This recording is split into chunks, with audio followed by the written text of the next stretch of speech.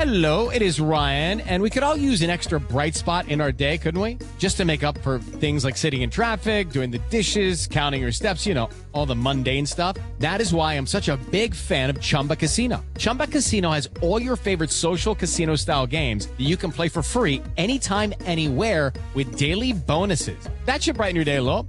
Actually, a lot. So sign up now at ChumbaCasino.com. That's ChumbaCasino.com. No purchase necessary. VGW Group. Void where prohibited by law. See terms and conditions. 18+. As the #1 selling walk-in tub in North America, Safe Step walk-in tubs are built to maximize your safety and comfort. Each tub comes standard with a dual hydrotherapy system, so you can enjoy the luxuries of bathing comfortably at home. Soothing jets increase mobility and ease pain, while the rainfall shower head refreshes you from head to toe. Visit SafeStepTub.com today to request your free quote and ask about our special offers. The Richest Man in Babylon. By George S. Clason, 1926. Ahead of you stretches your future, like a road leading into the distance. Along that road are ambitions you wish to accomplish, desires you wish to gratify. To bring your ambitions and desires to fulfillment, you must be successful with money. Use the financial principles made clear in the pages that follow. Let them guide you away from the stringency of a lean purse to that fuller, happier life a full purse makes possible. Like the law of gravity, these laws of money are universal and unchanging. May they prove to be for you, as they have proven to so many others, a sure key to a fat purse, larger bank balances and gratifying financial progress. Money is plentiful for those who understand the simple rules of its acquisition. 1. Start thy purse to fattening. 2. Control thy expenditures. 3. Make thy gold multiply. 4. Guard thy treasures from loss. 5. Make of thy dwelling a profitable investment. 6. Ensure a future income. 7. Increase thy ability to earn. The Richest Man in Babylon. Forward. Our prosperity as a nation depends upon the personal financial prosperity of each of us as individuals. This book deals with the personal successes of each of us. Success means accomplishments as the result of our own efforts and abilities. Proper preparation is the key to our success. Our acts can be no wiser than our thoughts. Our thinking can be no wiser than our understanding. This book of cures for lean purses has been termed a guide to financial understanding. That, indeed, is its purpose, to offer those who are ambitious for financial success an insight which will aid them to acquire money, to keep money and to make their surpluses earn more money. In the pages which follow, we are taken back to Babylon, the cradle in which was nurtured the basic principles of finance now recognized and used, the world over.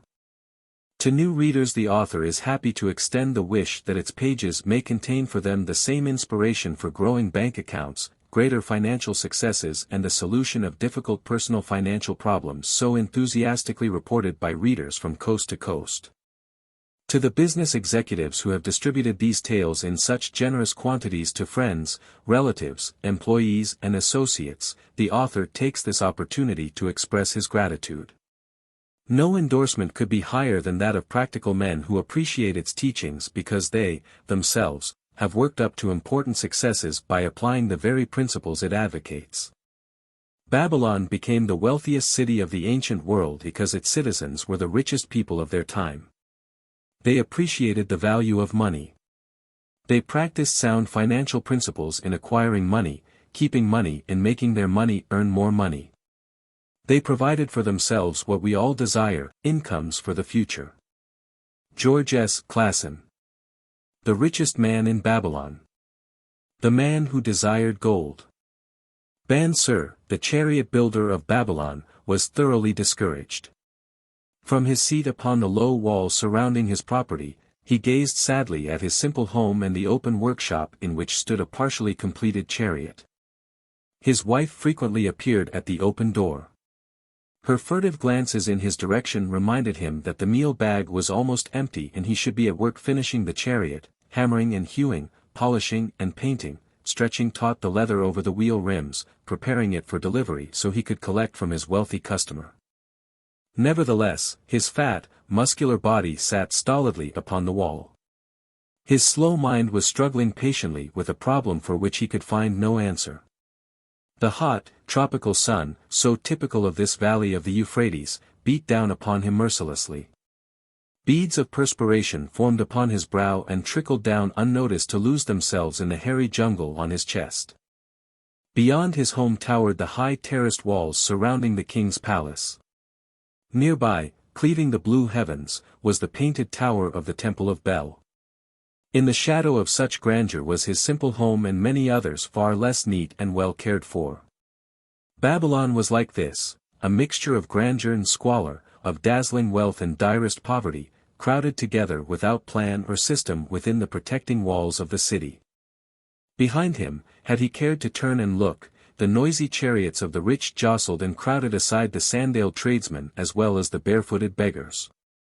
Even the rich were forced to turn into the gutters to clear the way for the long lines of slave water carriers, on the king's business, each bearing a heavy goatskin of water to be poured upon the hanging gardens. Bansir was too engrossed in his own problem to hear or heed the confused hubbub of the busy city. It was the unexpected twanging of the strings from a familiar lyre that aroused him from his reverie.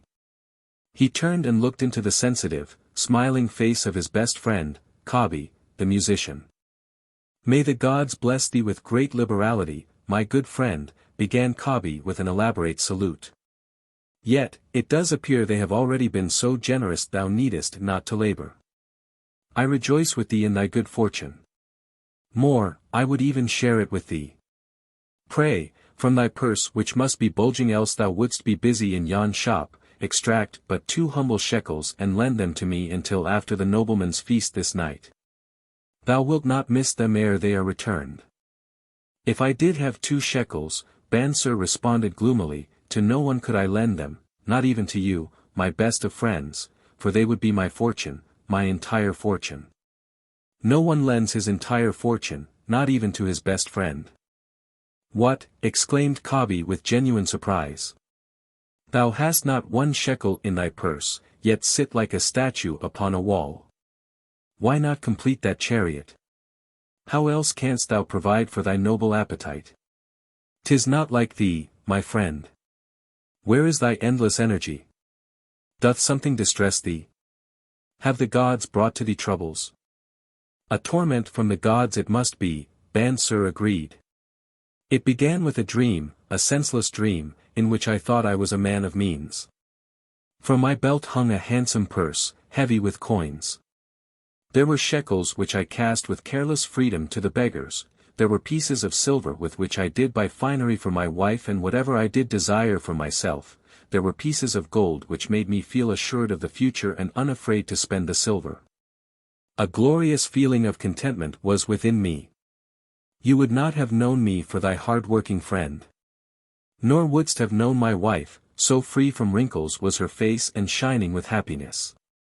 She was again the smiling maiden of our early married days." "A pleasant dream, indeed," commented Kabi, "but why should such pleasant feelings as it aroused turn thee into a glum statue upon the wall?" "Why, indeed? Because when I awoke and remembered how empty was my purse, a feeling of rebellion swept over me. Let us talk it over together, for, as the sailors do say, we ride in the same boat, we two. As youngsters, we went together to the priests to learn wisdom. As young men, we shared each other's pleasures. As grown men, we have always been close friends. We have been contented subjects of our kind. We have been satisfied to work long hours and spend our earnings freely. We have earned much coin in the years that have passed, yet to know the joys that come from wealth, we must dream about them. Bah! Are we more than dumb sheep? We live in the richest city in all the world. The travelers do say none equals it in wealth. About us is much display of wealth, but of it we ourselves have not. After half a lifetime of hard labor, thou, my best of friends, hast an empty purse and sayest to me, may I borrow such a trifle as 2 shekels until after the nobleman's feast this night? Then, what do I reply? Do I say, here is my purse, its contents will I gladly share? No, I admit that my purse is as empty as thine. What is the matter? Why cannot we acquire silver and gold, more than enough for food and robes? Consider, also, our sons, Bansir continued, are they not following in the footsteps of their fathers? Need they and their families and their sons' families live all their lives in the midst of such treasures of gold, and yet, like us, be content to banquet upon sour goat's milk and porridge? Never, in all the years of our friendship, didst thou talk like this before, Bansir. Kabi was puzzled. Never in all those years did I think like this before. From early dawn until darkness stopped me, I have labored to build the finest chariots any man could make, soft-heartedly hoping some day the gods would recognize my worthy deeds and bestow upon me great prosperity. This they have never done. At last, I realize this they will never do. Therefore, my heart is sad. I wish to be a man of means. I wish to own lands and cattle, to have fine robes and coins in my purse. I am willing to work for these things with all the strength in my back, with all the skill in my hands, with all the cunning in my mind, but I wish my labors to be fairly rewarded. What is the matter with us? Again I ask you. Why cannot we have our just share of the good things so plentiful for those who have the gold with which to buy them? Would I know an answer? Kabi replied. No better than thou am I satisfied. My earnings from my lyre are quickly gone. Often must I plan and scheme that my family be not hungry. Also, within my breast is a deep longing for a lyre large enough that it may truly sing the strains of music that do surge through my mind. With such an instrument could I make music finer than even the king has heard before. Such a lyre thou shouldst have.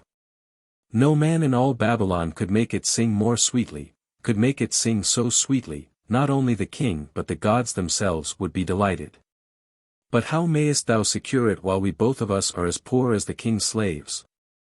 Listen to the bell. Here they come. He pointed to the long column of half-naked, sweating water-bearers plodding laboriously up the narrow street from the river. 5 abreast they marched, each bent under a heavy goatskin of water. A fine figure of a man, he who doth lead them. Kabi indicated the wearer of the bell who marched in front without a load. A prominent man in his own country, 'tis easy to see. There are many good figures in the line, Bansir agreed, as good men as we. Tall, blond men from the north, laughing black men from the south, little brown men from the nearer countries. All marching together from the river to the gardens, back and forth, day after day, year after year. Naught of happiness to look forward to. Beds of straw upon which to sleep, hard grain porridge to eat. Pity the poor brutes, Kabi. Pity them I do. Yet, thou dost make me see how little better off are we, free men though we call ourselves. That is truth, Kabi, unpleasant thought though it be.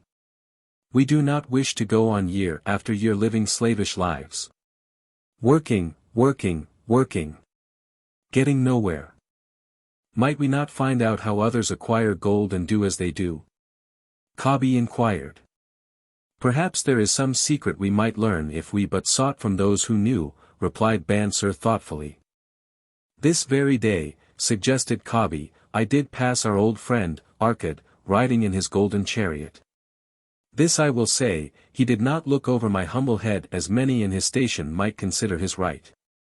Instead, he did wave his hand that all onlookers might see him pay greetings and bestow his smile of friendship upon Kabi, the musician.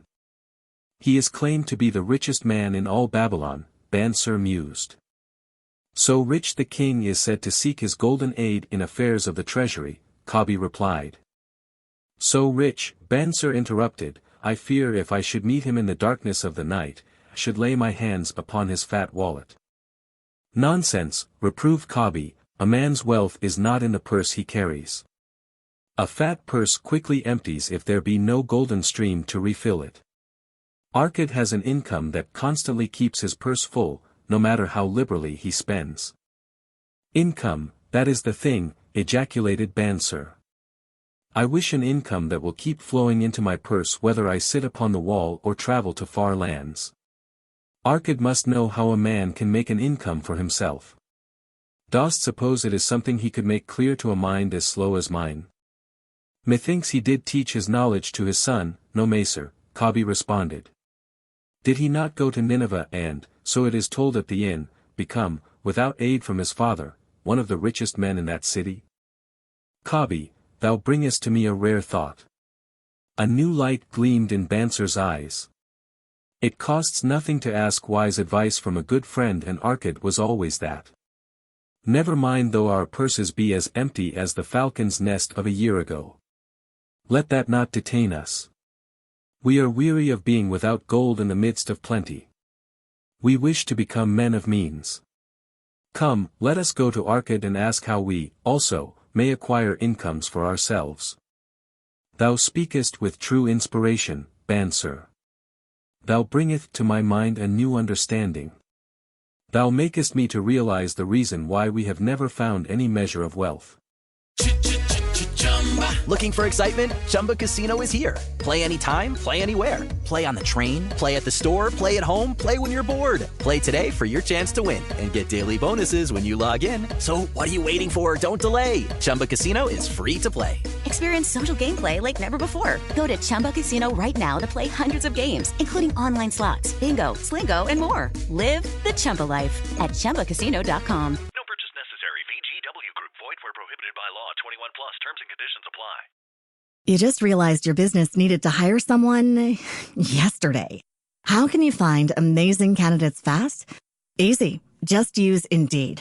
Stop struggling to get your job post seen on other job sites.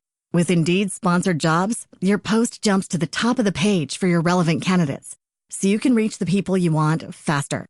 According to Indeed data, sponsored jobs posted directly on Indeed have 45% more applications than non-sponsored jobs. Don't wait any longer. Speed up your hiring right now with Indeed. And listeners of this show will get a $75 sponsored job credit to get your jobs more visibility at Indeed.com/ARTS. Just go to Indeed.com/ARTS right now and support our show by saying you heard about Indeed on this podcast. Terms and conditions apply. Hiring? Indeed is all you need. We never sought it. Thou hast labored patiently to build the staunchest chariots in Babylon. To that purpose was devoted your best endeavors. Therefore, at it thou didst succeed. I strove to become a skillful lyre player. And, at it I did succeed. In those things toward which we exerted our best endeavors we succeeded. The gods were content to let us continue thus. Now, at last, we see a light, bright like that from the rising sun. It biddeth us to learn more that we may prosper more. With a new understanding we shall find honorable ways to accomplish our desires. Let us go to Arkad this very day, Banser urged. Also, let us ask other friends of our boyhood days, who have fared no better than ourselves, to join us that they, too, may share in his wisdom. Thou wert ever thus thoughtful of thy friends, Banser.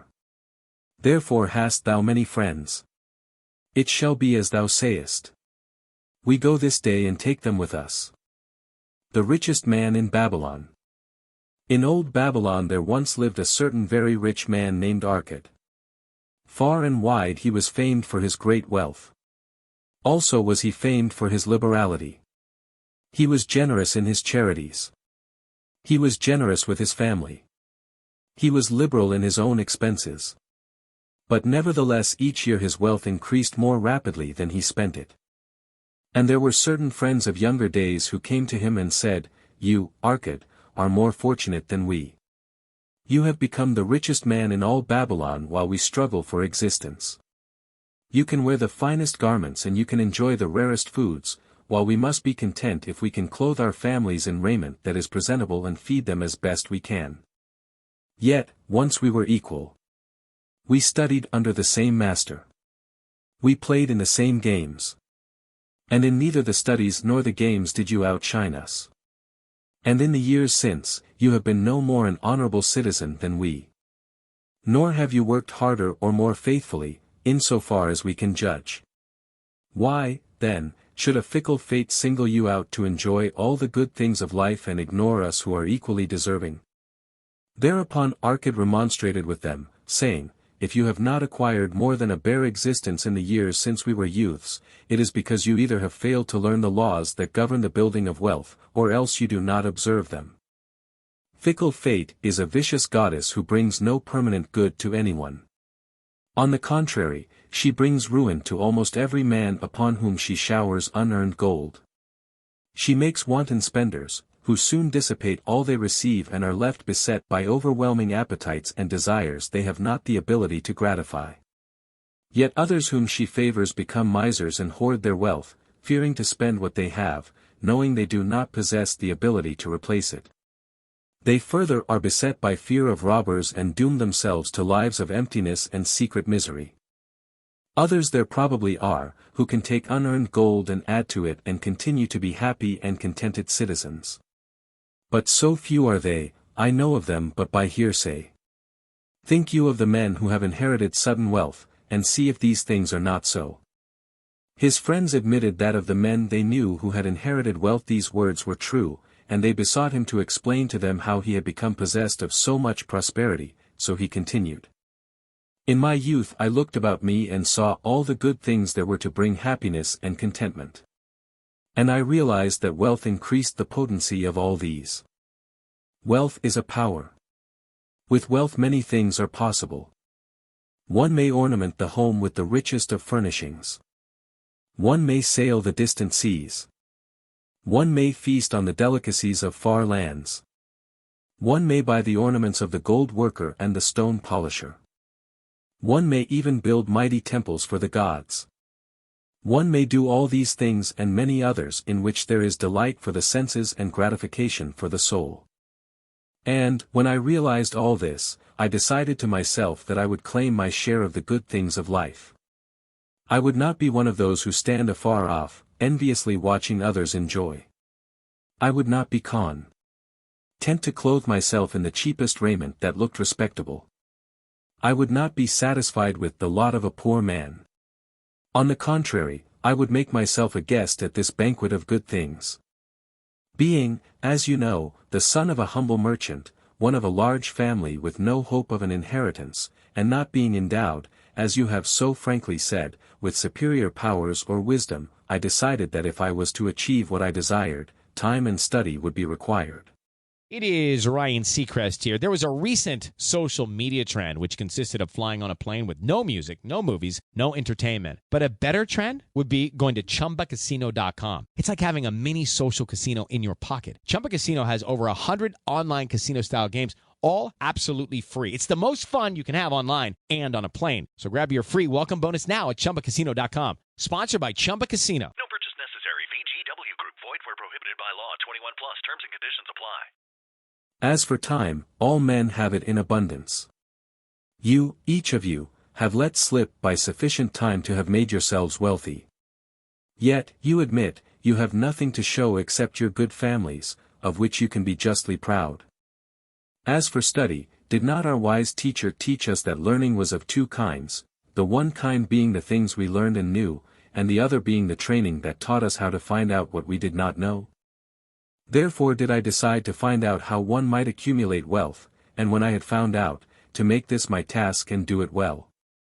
For, is it not wise that we should enjoy while we dwell in the brightness of the sunshine, for sorrows enough shall descend upon us when we depart for the darkness of the world of spirit? I found employment as a scribe in the hall of records, and long hours each day I labored upon the clay tablets. Week after week, and month after month, I labored, yet for my earnings I had naught to show. Food and clothing and penance to the gods, and other things of which I could remember not what, absorbed all my earnings. But my determination did not leave me. And one day Algamish, the money lender, came to the house of the city master and ordered a copy of the 9th law, and he said to me, I must have this in 2 days, and if the task is done by that time, 2 coppers will I give to thee. So I labored hard, but the law was long, and when Algamish returned the task was unfinished. He was angry, and had I been his slave, he would have beaten me. But knowing the city master would not permit him to injure me, I was unafraid, so I said to him, Algamish, you are a very rich man. Tell me how I may also become rich, and all night I will carve upon the clay, and when the sun rises it shall be completed. He smiled at me and replied, You are a forward knave, but we will call it a bargain. All that night I carved, though my back pained and the smell of the wick made my head ache until my eyes could hardly see. But when he returned at sunup, the tablets were complete. Now, I said, tell me what you promised. You have fulfilled your part of our bargain, my son, he said to me kindly, and I am ready to fulfill mine. I will tell you these things you wish to know because I am becoming an old man, and an old tongue loves to wag. And when youth comes to age for advice he receives the wisdom of years. But too often does youth think that age knows only the wisdom of days that are gone, and therefore profits not. But remember this, the sun that shines today is the sun that shone when thy father was born, and will still be shining when thy last grandchild shall pass into the darkness. The thoughts of youth, he continued, are bright lights that shine forth like the meteors that oft make brilliant the sky, but the wisdom of age is like the fixed stars that shine so unchanged that the sailor may depend upon them to steer his course. Mark you well my words, for if you do not you will fail to grasp the truth that I will tell you, and you will think that your night's work has been in vain. Then he looked at me shrewdly from under his shaggy brows and said in a low, forceful tone, I found the road to wealth when I decided that a part of all I earned was mine to keep. And so will you. Then he continued to look at me with a glance that I could feel pierce me but said no more. Is that all? I asked. That was sufficient to change the heart of a sheep herder into the heart of a money lender, he replied. But all I earn is mine to keep, is it not? I demanded. Far from it, he replied. Do you not pay the garment maker? Do you not pay the sandal maker? Do you not pay for the things you eat? Can you live in Babylon without spending? What have you to show for your earnings of the past month? What for the past year? Fool! You pay to everyone but yourself. Dullard, you labor for others. As well be a slave and work for what your master gives you to eat and wear. If you did keep for yourself 1/10 of all you earn, how much would you have in 10 years? My knowledge of the numbers did not forsake me, and I answered, as much as I earn in 1 year. You speak but half the truth, he retorted. Every gold piece you save is a slave to work for you. Every copper it earns is its child that also can earn for you. If you would become wealthy, then what you save must earn, and its children must earn, that all may help to give to you the abundance you crave. You think I cheat you for your long night's work, he continued, but I am paying you 1,000 times over if you have the intelligence to grasp the truth I offer you. A part of all you earn is yours to keep. It should be not less than 1/10 no matter how little you earn. It can be as much more as you can afford. Pay yourself first. Do not buy from the clothes maker and the sandal maker more than you can pay out of the rest and still have enough for food and charity and penance to the gods. Wealth, like a tree, grows from a tiny seed. The first copper you save is the seed from which your tree of wealth shall grow. The sooner you plant that seed the sooner shall the tree grow. And the more faithfully you nourish and water that tree with consistent savings, the sooner may you bask in contentment beneath its shade. So saying, he took his tablets and went away. I thought much about what he had said to me, and it seemed reasonable. So I decided that I would try it. Each time I was paid I took one from each 10 pieces of copper and hid it away. And strange as it may seem, I was no shorter of funds than before. I noticed little difference as I managed to get along without it. But often I was tempted, as my hoard began to grow, to spend it for some of the good things the merchants displayed, brought by camels and ships from the land of the Phoenicians. But I wisely refrained. A 12th month after Algamish had gone he again returned and said to me, Son, have you paid to yourself not less than 1/10 of all you have earned for the past year? I answered proudly, Yes, master, I have. That is good, he answered beaming upon me, and what have you done with it? I have given it to Asmar, the brick-maker, who told me he was traveling over the far seas and in Tyre he would buy for me the rare jewels of the Phoenicians. When he returns we shall sell these at high prices and divide the earnings.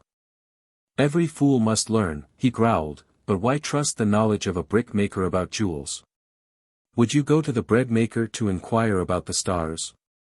No, by my tunic, you would go to the astrologer, if you had power to think.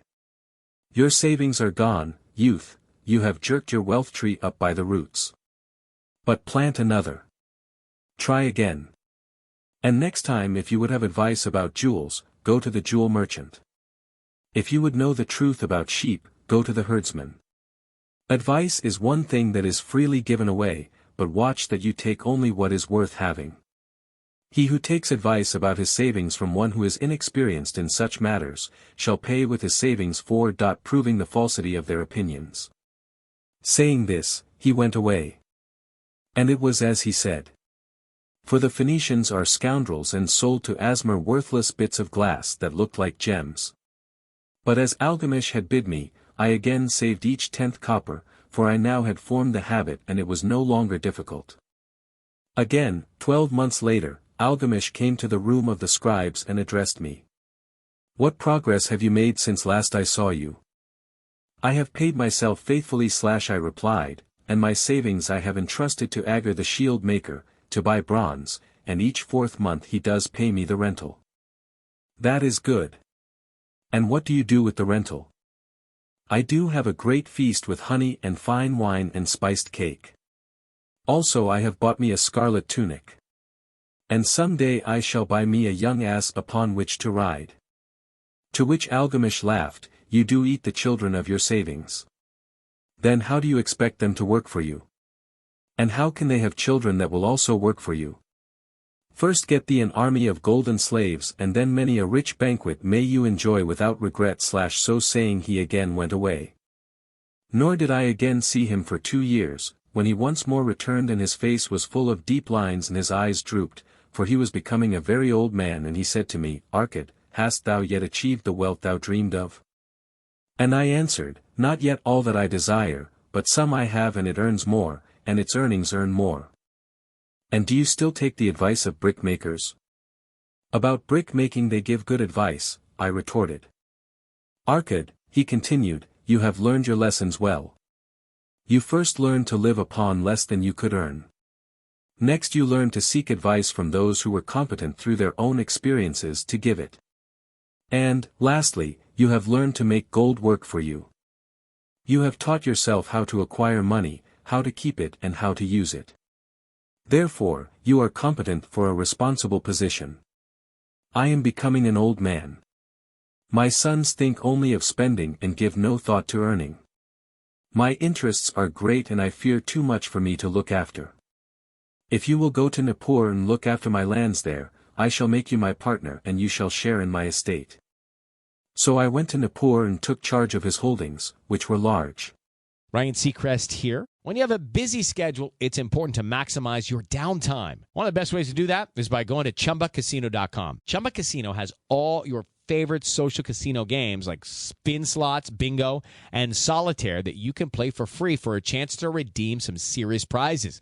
So hop on to ChumbaCasino.com now and live the Chumba life. Sponsored by Chumba Casino. No purchase necessary. VGW Group. Void where prohibited by law. 21 plus. Terms and conditions apply.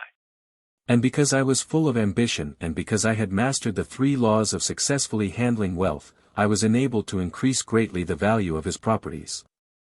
So I prospered much, and when the spirit of Algamish departed for the sphere of darkness, I did share in his estate as he had arranged under the law. So spake Arcad, and when he had finished his tale, one of his friends said, You were indeed fortunate that Algamish made of you an heir. Fortunate only in that I had the desire to prosper before I first met him. For 4 years did I not prove my definiteness of purpose by keeping 1/10 of all I earned?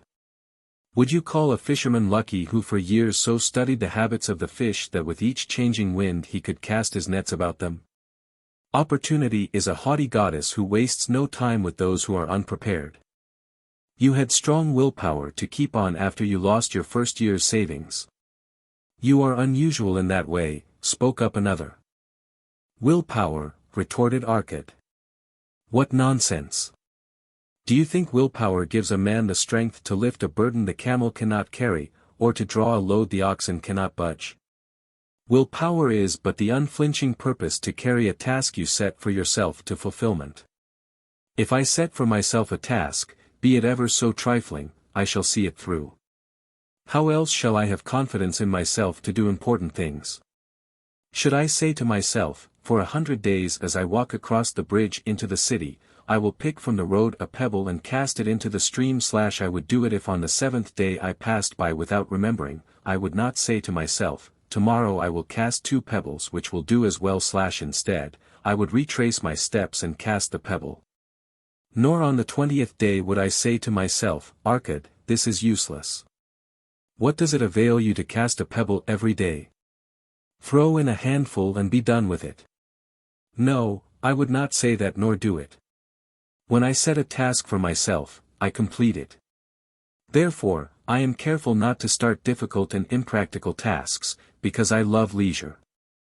And then another friend spoke up and said, if what you tell is true, and it does seem as you have said, reasonable, then being so simple, if all men did it, there would not be enough wealth to go around.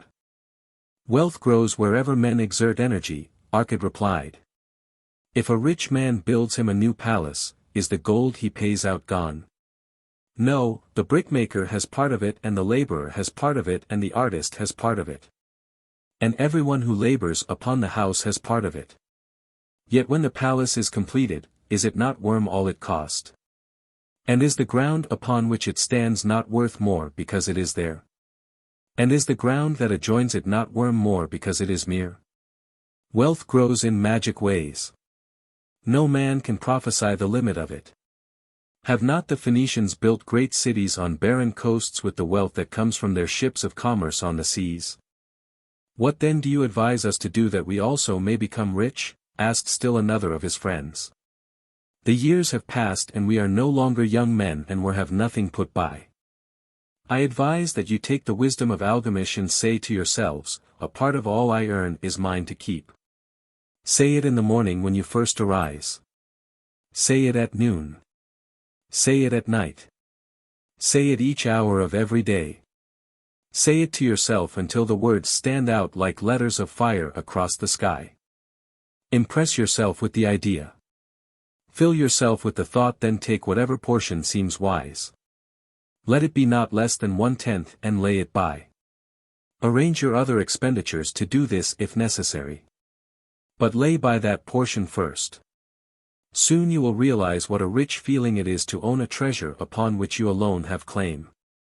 As it grows it will stimulate you. A new joy of life will thrill you. Greater efforts will come to you to earn more. For of your increased earnings, will not the same percentage be also yours to keep? Then learn to make your treasure work for you. Make it your slave. Make its children and its children's children work for you. Ensure an income for thy future. Look thou at the aged and forget not that in the days to come thou also will be numbered among them. Therefore invest thy treasure with greatest caution that it be not lost. Usurious rates of return are deceitful sirens that sing but to lure the unwary upon the rocks of loss and remorse. Provide also that thy family may not want should the gods call thee to their realms. For such protection it is always possible to make provision with small payments at regular intervals. Therefore the provident man delays not in expectation of a large sum becoming available for such a wise purpose.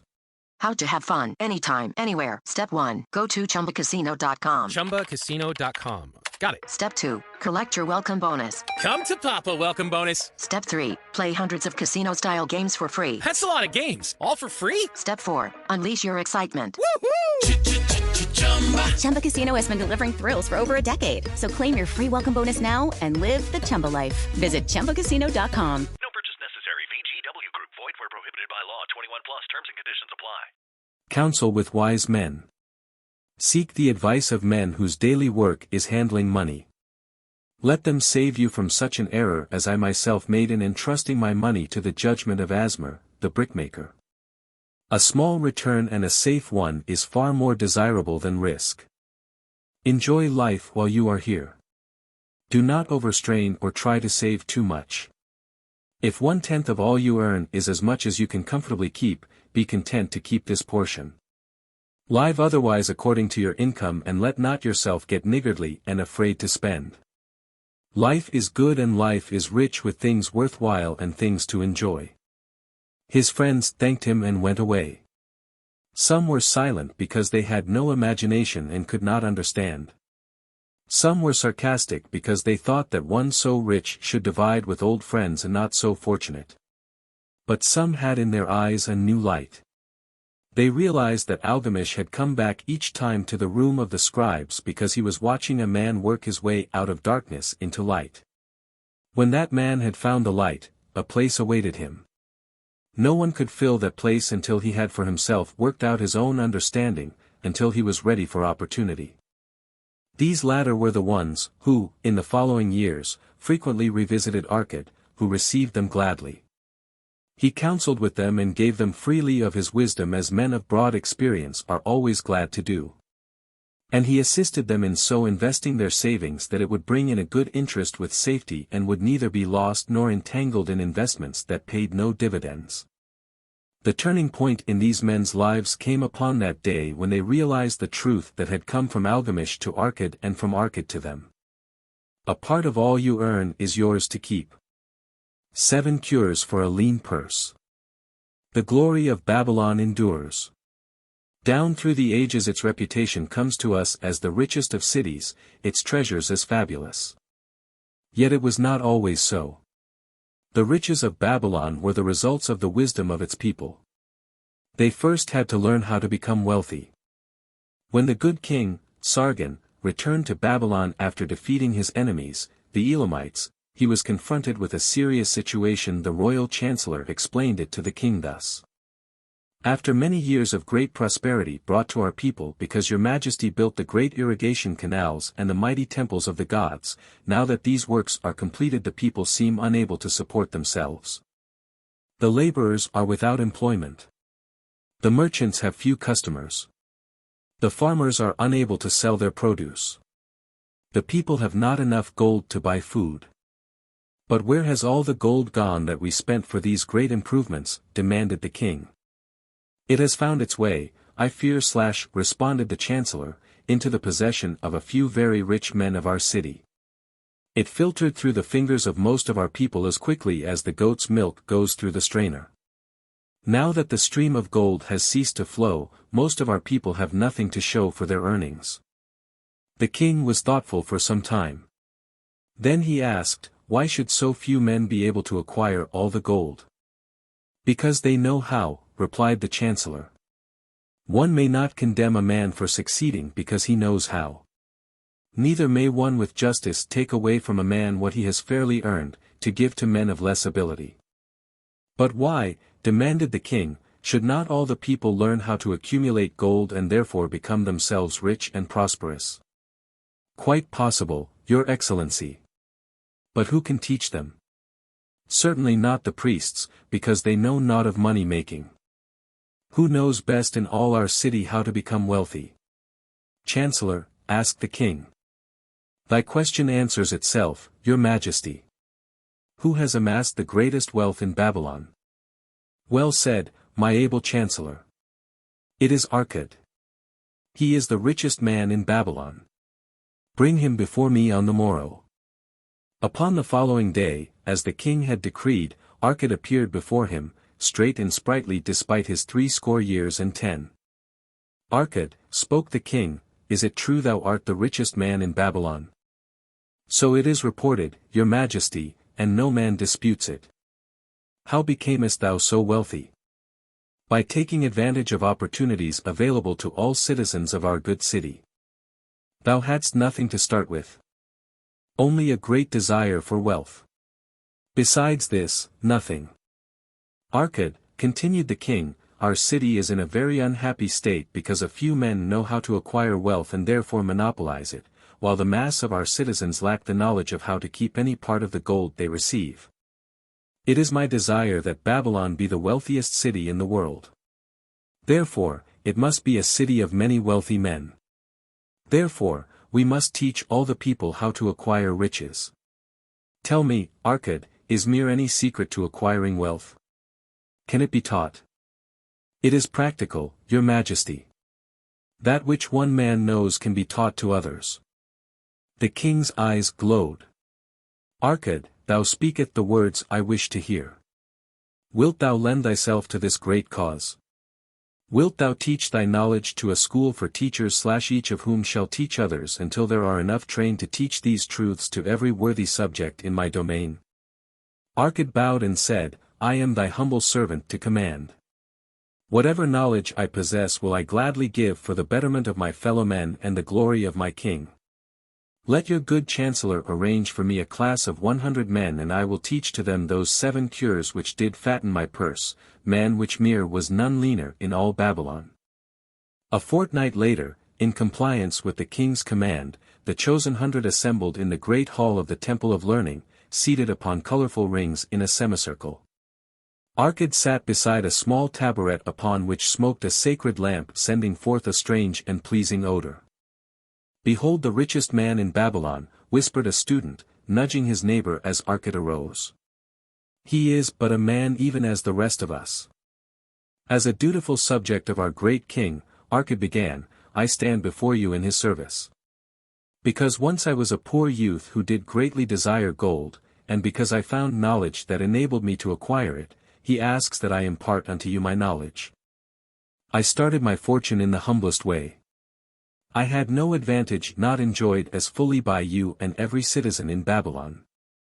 The first storehouse of my treasure was a well-worn purse.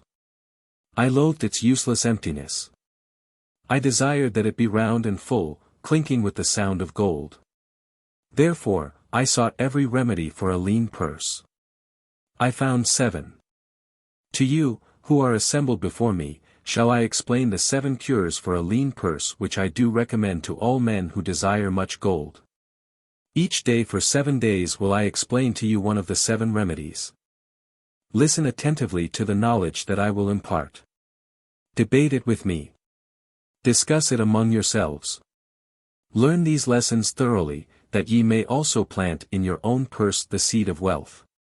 First must each of you start wisely to build a fortune of his own. Then wilt thou be competent, and only then, to teach these truths to others. I shall teach to you in simple ways how to fatten your purses. This is the first step leading to the temple of wealth, and no man may climb who cannot plant his feet firmly upon the first step. We shall now consider the first cure. The first cure, start thy purse to fattening. Arkad addressed a thoughtful man in the second row. My good friend, at what craft workest thou?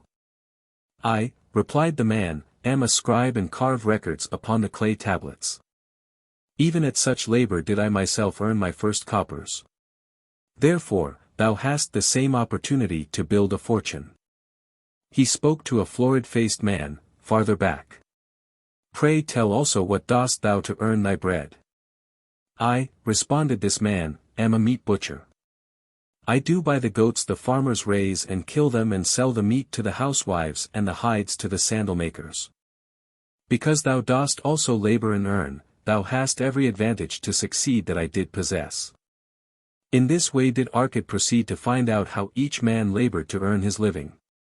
When he had done questioning them, he said, Now, my students, ye can see that there are many trades and labors at which men may earn coins.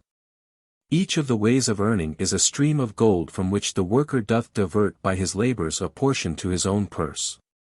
Therefore into the purse of each of you flows a stream of coins large or small according to his ability. Is it not so? Thereupon they agreed that it was so. Then, continued Arkad, if each of you desireth to build for himself a fortune, is it not wise to start by utilizing that source of wealth which he already has established? To this they agreed. Then Arkad turned to a humble man who had declared himself an egg merchant. If thou select one of thy baskets and put into it each morning 10 eggs and take out from it each evening 9 eggs, what will eventually happen? It will become in time overflowing. Looking for excitement? Chumba Casino is here. Play anytime, play anywhere. Play on the train, play at the store, play at home, play when you're bored. Play today for your chance to win and get daily bonuses when you log in. So what are you waiting for? Don't delay. Chumba Casino is free to play. Experience social gameplay like never before. Go to Chumba Casino right now to play hundreds of games, including online slots, bingo, Slingo, and more. Live the Chumba life at ChumbaCasino.com. No purchase necessary. VGW Group. Void where prohibited by law. 21 plus. Terms and conditions apply. Why? Because each day I put in one more egg than I take out. Arkad turned to the class with a smile. Does any man here have a lean purse? First they looked amused. Then they laughed. Lastly they waved their purses in jest. All right, he continued. Now I shall tell thee the first remedy I learned to cure a lean purse. Do exactly as Ahave suggested to the egg merchant. For every 10 coins thou placest within thy purse take out far use but 9. Thy purse will start to fatten at once and its increasing weight will feel good in thy hand and bring satisfaction to thy soul. Deride not what I say because of its simplicity. Truth is always simple. I told thee I would tell how I built my fortune. This was my beginning. I, too, carried a lean purse and cursed it because there was naught within to satisfy my desires. But when I began to take out from my purse but 9 parts of 10 I put in, it began to fatten. So will thine. Now I will tell a strange truth, the reason for which I know not.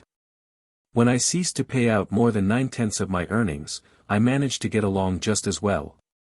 I was not shorter than before. Also, ere long, did coins come to me more easily than before.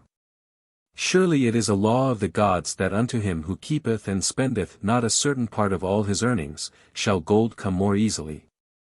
Likewise, him whose purse is empty does gold avoid. Which desirest thou the most? Is it the gratification of thy desires of each day, a jewel, a bit of finery, better raiment, more food, things quickly gone and forgotten? Or is it substantial belongings, gold, lands, herds, merchandise, income-bringing investments? The coins thou takest from thy purse bring the first. The coins thou leavest within it will bring the latter. This, my students, was the first cure I did discover for my lean purse, for each 10 coins I put in, to spend but 9. Debate this among yourselves. If any man proves it untrue, tell me upon the morrow when we shall meet again. The second cure, control thy expenditures. Some of your members, my students, have asked me this: how can a man keep 1/10 of all he earns in his purse when all the coins he earns are not enough for his necessary expenses? So did Arkad address his students upon the second day. Yesterday how many of thee carried lean purses? All of us, answered the class. Yet, thou do not all earn the same. Some earn much more than others. Some have much larger families to support. Yet, all purses were equally lean. Now I will tell thee an unusual truth about men and sons of men. It is this, that what each of us calls our necessary expenses will always grow to equal our incomes unless we protest to the contrary. Confuse not the necessary expenses with thy desires. Each of you, together with your good families, have more desires than your earnings can gratify. Therefore are thy earnings spent to gratify these desires insofar as they will go. Still thou retainest many ungratified desires. All men are burdened with more desires than they can gratify. Because of my wealth thinkest thou I may gratify every desire? 'Tis a false idea. There are limits to my time. There are limits to my strength. There are limits to the distance I may travel. There are limits to what I may eat. There are limits to the zest with which I may enjoy. I say to you that just as weeds grow in a field wherever the farmer leaves space for their roots, even so freely do desires grow in men whenever there is a possibility of their being gratified. Thy desires are a multitude and those that thou mayest gratify are but few. Study thoughtfully thy accustomed habits of living. Herein may be most often found certain accepted expenses that may wisely be reduced or eliminated. Let thy motto be 100% of appreciated value demanded for each coin spent. Therefore, engrave upon the clay each thing for which thou desireth to spend. Select those that are necessary and others that are possible through the expenditure of 9/10 of thy income. Cross out the rest and consider them but a part of that great multitude of desires that must go unsatisfied and regret them not. Budget then thy necessary expenses. Touch not the 1/10 that is fattening thy purse. Let this be thy great desire that is being fulfilled. Keep working with thy budget, keep adjusting it to help thee. Make it thy first assistant in defending thy fattening purse. Hereupon one of the students, wearing a robe of red and gold, arose and said, I am a free man. I believe that it is my right to enjoy the good things of life. Therefore do I rebel against the slavery of a budget which determines just how much I may spend and for what. I feel it would take much pleasure from my life and make me little more than a packass to carry a burden. To him Arcad replied, Who, my friend, would determine thy budget? I would make it for myself, responded the protesting one. In that case, were a packass to budget his burden, would he include therein jewels and rugs and heavy bars of gold? Not so. He would include hay and grain and a bag of water for the desert trail. The purpose of a budget is to help thy purse to fatten. It is to assist thee to have thy necessities and, insofar as attainable, thy other desires. It is to enable thee to realize thy most cherished desires by defending them from thy casual wishes. Like a bright light in a dark cave, thy budget shows up the leaks from thy purse and enables thee to stop them and control thy expenditures for definite and gratifying purposes. This, then, is the second cure for a lean purse. Budget thy expenses that thou mayest have coins to pay for thy necessities, to pay for thy enjoyments and to gratify thy worthwhile desires without spending more than 9/10 of thy earnings. The third cure, make thy gold multiply. Behold, thy lean purse is fattening. Thou hast disciplined thyself to leave therein 1/10 of all thou earnest. Thou hast controlled thy expenditures to protect thy growing treasure. Next, we will consider means to put thy treasure to labor and to increase. Gold in a purse is gratifying to own and satisfieth a miserly soul but earns nothing. The gold we may retain from our earnings is but the start. The earnings it will make shall build our fortunes. So spoke Arcad upon the third day to his class. How therefore may we put our gold to work? My first investment was unfortunate, for I lost all. Its tale I will relate later. My first profitable investment was a loan I made to a man named Agar, a shield maker. Once each year did he buy large shipments of bronze brought from across the sea to use in his trade. Lacking sufficient capital to pay the merchants, he would borrow from those who had extra coins. He was an honorable man. His borrowing he would repay, together with a liberal rental, as he sold his shields. Each time I loaned to him I loaned back also the rental he had paid to me. Therefore not only did my capital increase, but its earnings likewise increased. Most gratifying was it to have these sums returned to my purse. I tell you, my students, a man's wealth is not in the coins he carries in his purse, it is the income he buildeth, the golden stream that continually floweth into his purse and keepeth it always bulging. That is what every man desireth. That is what thou, each one of thee, desireth, an income that continueth to come whether thou work or travel. Great income one have acquired. So great that I am called a very rich man. My loans to Agar were my first training in profitable investment. Gaining wisdom from this experience, I extended my loans and investments as my capital increased. From a few sources at first, from many sources later, flowed into my purse a golden stream of wealth available for such wise uses as I should decide. Behold, from my humble earnings I had begotten a horde of golden slaves, each laboring and earning more gold. As they labored for me, so their children also labored and their children's children until great was the income from their combined efforts. Gold increaseth rapidly, when making reasonable earnings, as thou wilt see from the following. A farmer, when his first son was born, took 10 pieces of silver to a money lender and asked him to keep it on rental for his son until he became 20 years of age. This the money lender did, and agreed the rental should be 1/4 of its value each 4 years. The farmer asked, because this sum he had set aside as belonging to his son, that the rental be added to the principal. When the boy had reached the age of 20 years, the farmer again went to the money lender to inquire about the silver. The money lender explained that because this sum had been increased by compound interest, the original 10 pieces of silver had now grown to 30 1/2 pieces. The farmer was well pleased, and because the son did not need the coins, he left them with the money lender. When the son became 50 years of age, the father meantime having passed to the other world, the money lender paid the son in settlement 167 pieces of silver. Thus in 50 years had the investment multiplied itself at rental almost 17 times. This, then, is the third cure for a lean purse, to put each coin to laboring that it may reproduce its kind even as the flocks of the field and help bring to the income, a stream of wealth that shall flow constantly into thy purse.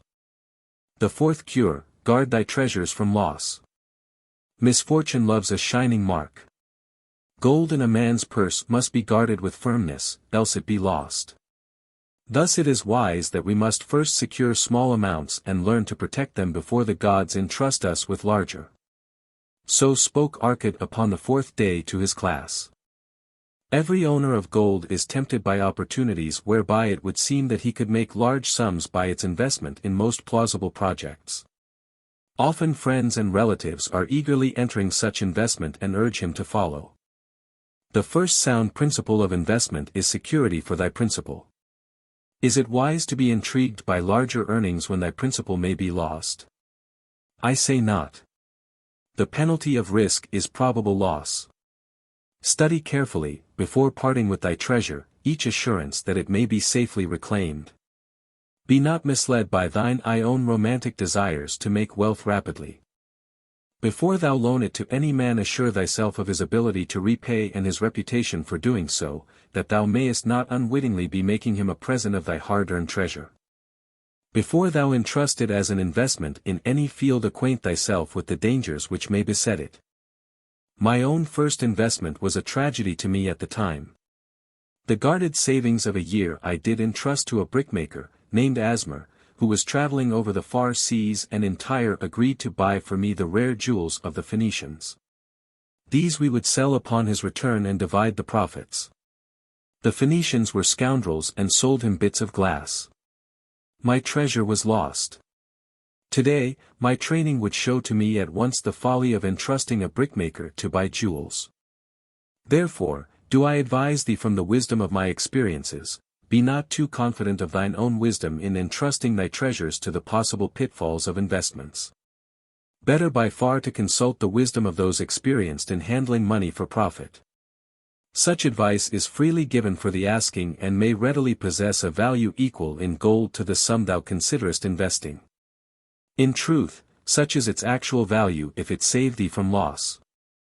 This, then, is the fourth cure for a lean purse, and of great importance if it prevent thy purse from being emptied once it has become well filled.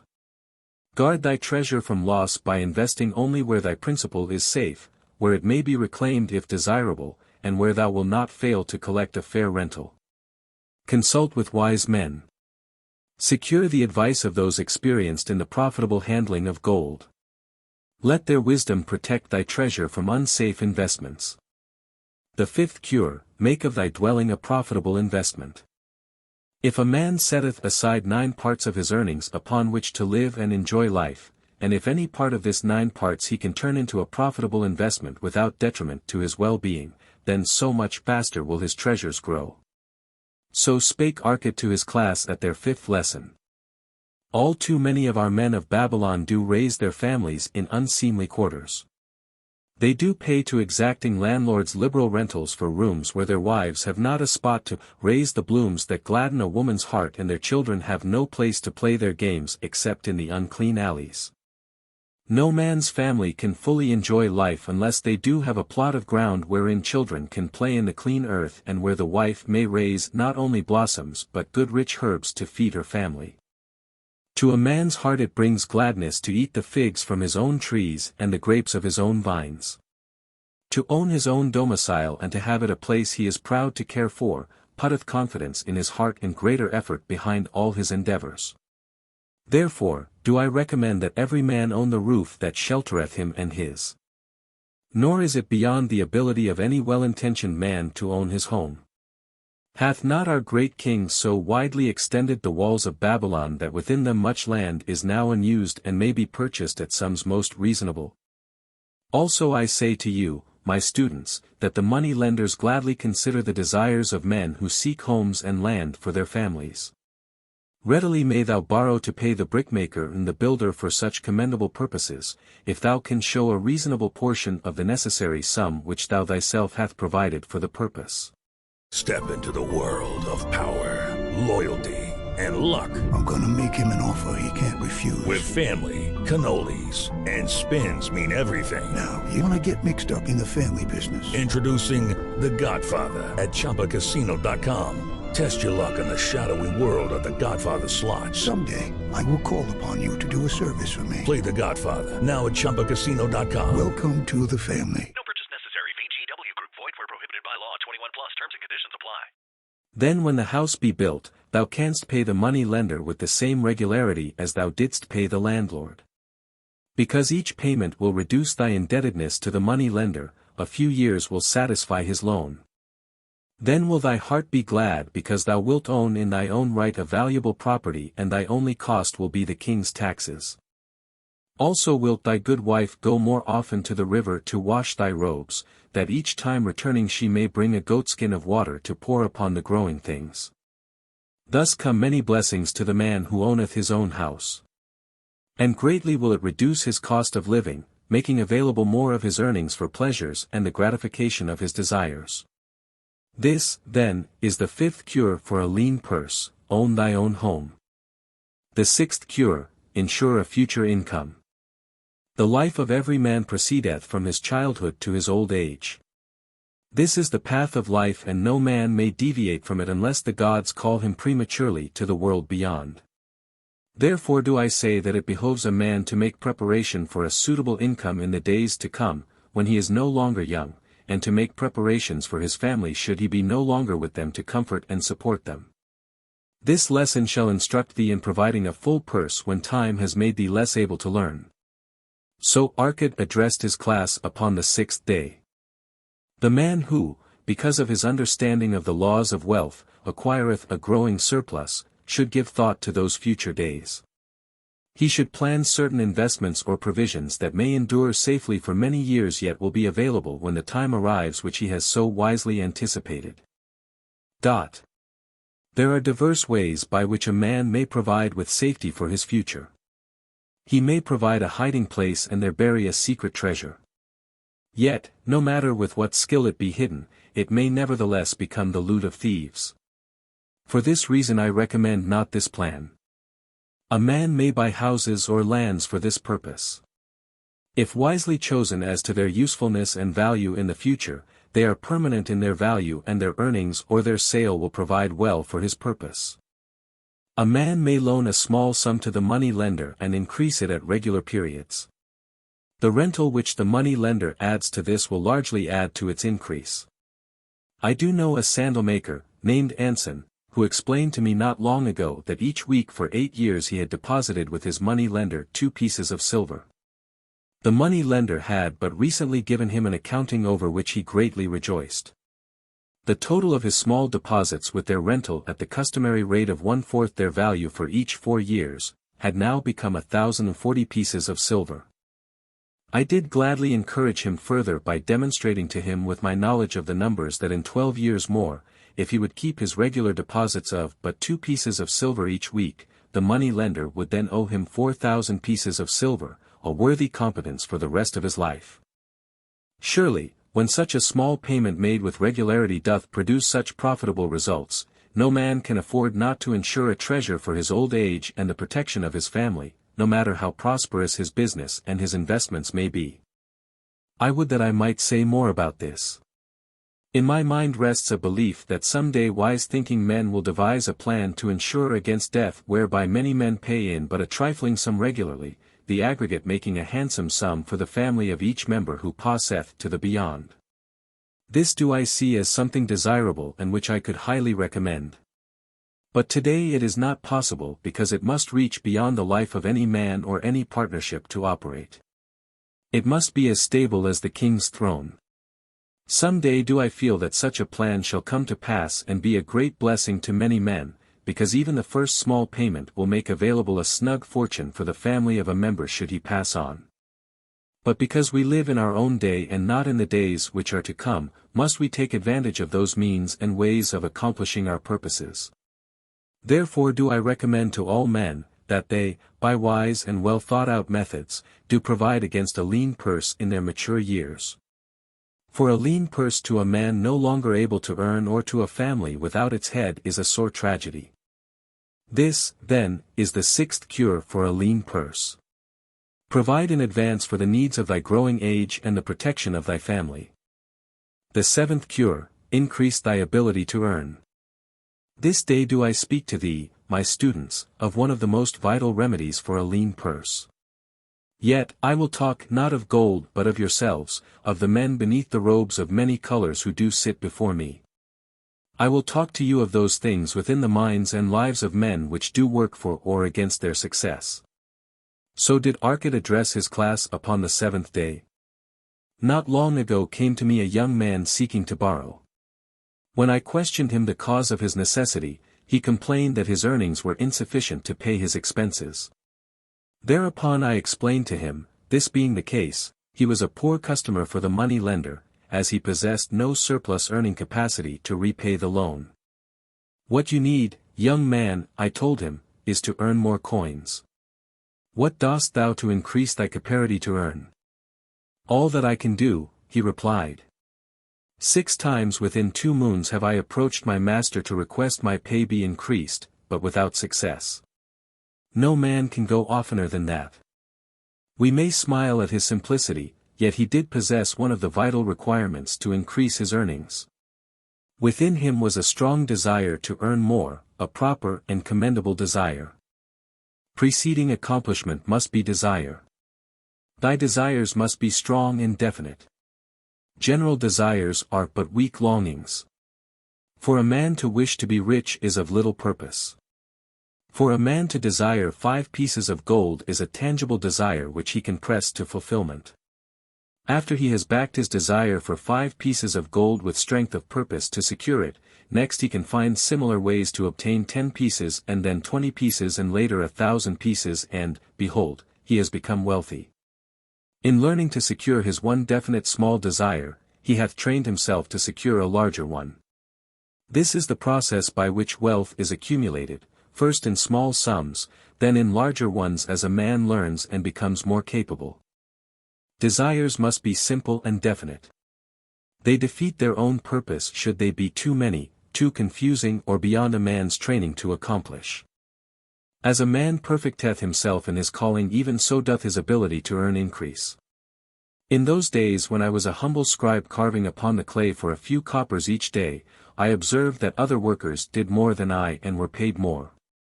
Therefore, did I determine that I would be exceeded by none. Nor did it take long for me to discover the reason for their greater success.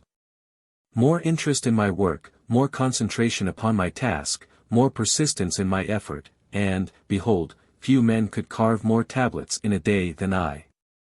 With reasonable promptness my increased skill was rewarded, nor was it necessary for me to go 6 times to my master to request recognition. The more of wisdom we know, the more we may earn. That man who seeks to learn more of his craft shall be richly rewarded. If he is an artisan, he may seek to learn the methods and the tools of those most skillful in the same line. If he laboureth at the law or at healing, he may consult and exchange knowledge with others of his calling. If he be a merchant, he may continually seek better goods that can be purchased at lower prices. Always do the affairs of man change and improve, because keen-minded men seek greater skill that they may better serve those upon whose patronage they depend.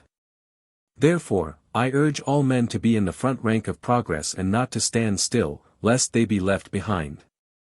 Many things come to make a man's life rich with gainful experiences. Such things as the following, a man must do if he respects himself. He must pay his debts with all the promptness within his power, not purchasing that for which he is unable to pay. He must take care of his family that they may think and speak well of him. He must make a will of record that, in case the gods call him, proper and honorable division of his property be accomplished.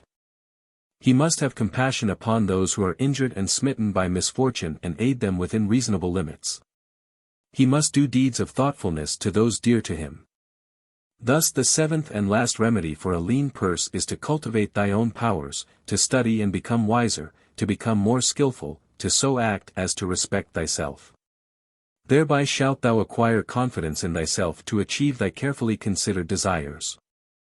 These then are the 7 cures for a lean purse, which, out of the experience of a long and successful life, I do urge for all men who desire wealth. There is more gold in Babylon, my students, than thou dreamest of. There is abundance for all. Go thou forth and practice these truths that thou mayest prosper and grow wealthy, as is thy right. Go thou forth and teach these truths that every honorable subject of his majesty may also share liberally in the ample wealth of our beloved city. Meet the goddess of good luck. If a man be lucky, there is no foretelling the possible extent of his good fortune. Pitch him into the Euphrates and like as not he will swim out with a pearl in his hand. Babylonian proverb. The desire to be lucky is universal. It was just as strong in the breasts of men 4,000 years ago in ancient Babylon as it is in the hearts of men today. We all hope to be favored by the whimsical goddess of good luck. Is there some way we can meet her and attract, not only her favorable attention, but her generous favors? Is there a way to attract good luck? That is just what the men of ancient Babylon wished to know. It is exactly what they decided to find out. They were shrewd men and keen thinkers. That explains why their city became the richest and most powerful city of their time. In that distant past, they had no schools or colleges. Nevertheless they had a center of learning and a very practical one it was. Among the towered buildings in Babylon was one that ranked in importance with the palace of the king, the hanging gardens, and the temples of the gods. You will find scant mention of it in the history books, more likely no mention at all, yet it exerted a powerful influence upon the thought of that time. This building was the temple of learning where the wisdom of the past was expounded by voluntary teachers and where subjects of popular interest were discussed in open forums. Within its walls all men met as equals. The humblest of slaves could dispute with impunity the opinions of a prince of the royal house. Among the many who frequented the temple of learning, was a wise rich man named Arcad, called the richest man in Babylon. He had his own special hall where almost any evening a large group of men, some old, some very young, but mostly middle-aged, gathered to discuss and argue interesting subjects. Suppose we listen in to see whether they knew how to attract good luck. The sun had just set like a great red ball of fire shining through the haze of desert dust when Arcad strolled to his accustomed platform. Already full 80 men were awaiting his arrival, reclining on their small rugs spread upon the floor. More were still arriving. What shall we discuss this night? Arcad inquired. After a brief hesitation, a tall cloth weaver addressed him, arising as was the custom. I have a subject I would like to hear discussed yet hesitate to offer lest it seem ridiculous to you, Arcad, and my good friends here. Upon being urged to offer it, both by Arcad and by calls from the others, he continued, This day I have been lucky, for I have found a purse in which there are pieces of gold. To continue to be lucky is my great desire. Feeling that all men share with me this desire, I do suggest we debate how to attract good luck that we may discover ways it can be enticed to one. A most interesting subject has been offered, Arcad commented, one most worthy of our discussion. To some men, good luck bespeaks but a chance happening that, like an accident, may befall one without purpose or reason. Others do believe that the instigator of all good fortune is our most bounteous goddess, Ashta, ever anxious to reward with generous gifts those who please her. Speak up, my friends, what say you, shall we seek to find if there be means by which good luck may be enticed to visit each and all of us? Yeah. And much of it, responded the growing group of eager listeners. Thereupon Arkad continued, to start our discussion, let us first hear from those among us who have enjoyed experiences similar to that of the cloth weaver in finding or receiving, without effort upon their part, valuable treasures or jewels. There was a pause in which all looked about expecting someone to reply, but no one did. What, no one? Arkad asked. Then rare indeed must be this kind of good luck. Who now will offer a suggestion as to where we shall continue our search? That I will do, spoke a well-robed young man, arising. When a man speaketh of luck, is it not natural that his thoughts turn to the gaming tables? Is it not that we find many men courting the favor of the goddess in hope she will bless them with rich winnings? As he resumed his seat a voice called, do not stop. Continue thy story. Tell us, didst thou find favor with the goddess at the gaming tables? Did she turn the cubes with red side up so thou filled thy purse at the dealer's expense, or did she permit the blue sides to come up so the dealer raked in thy hard-earned pieces of silver? The young man joined the good-natured laughter, then replied, I am not averse to admitting she seemed not to know I was even there. But how about the rest of you? Have you found her waiting about such places to roll the cubes in your favor?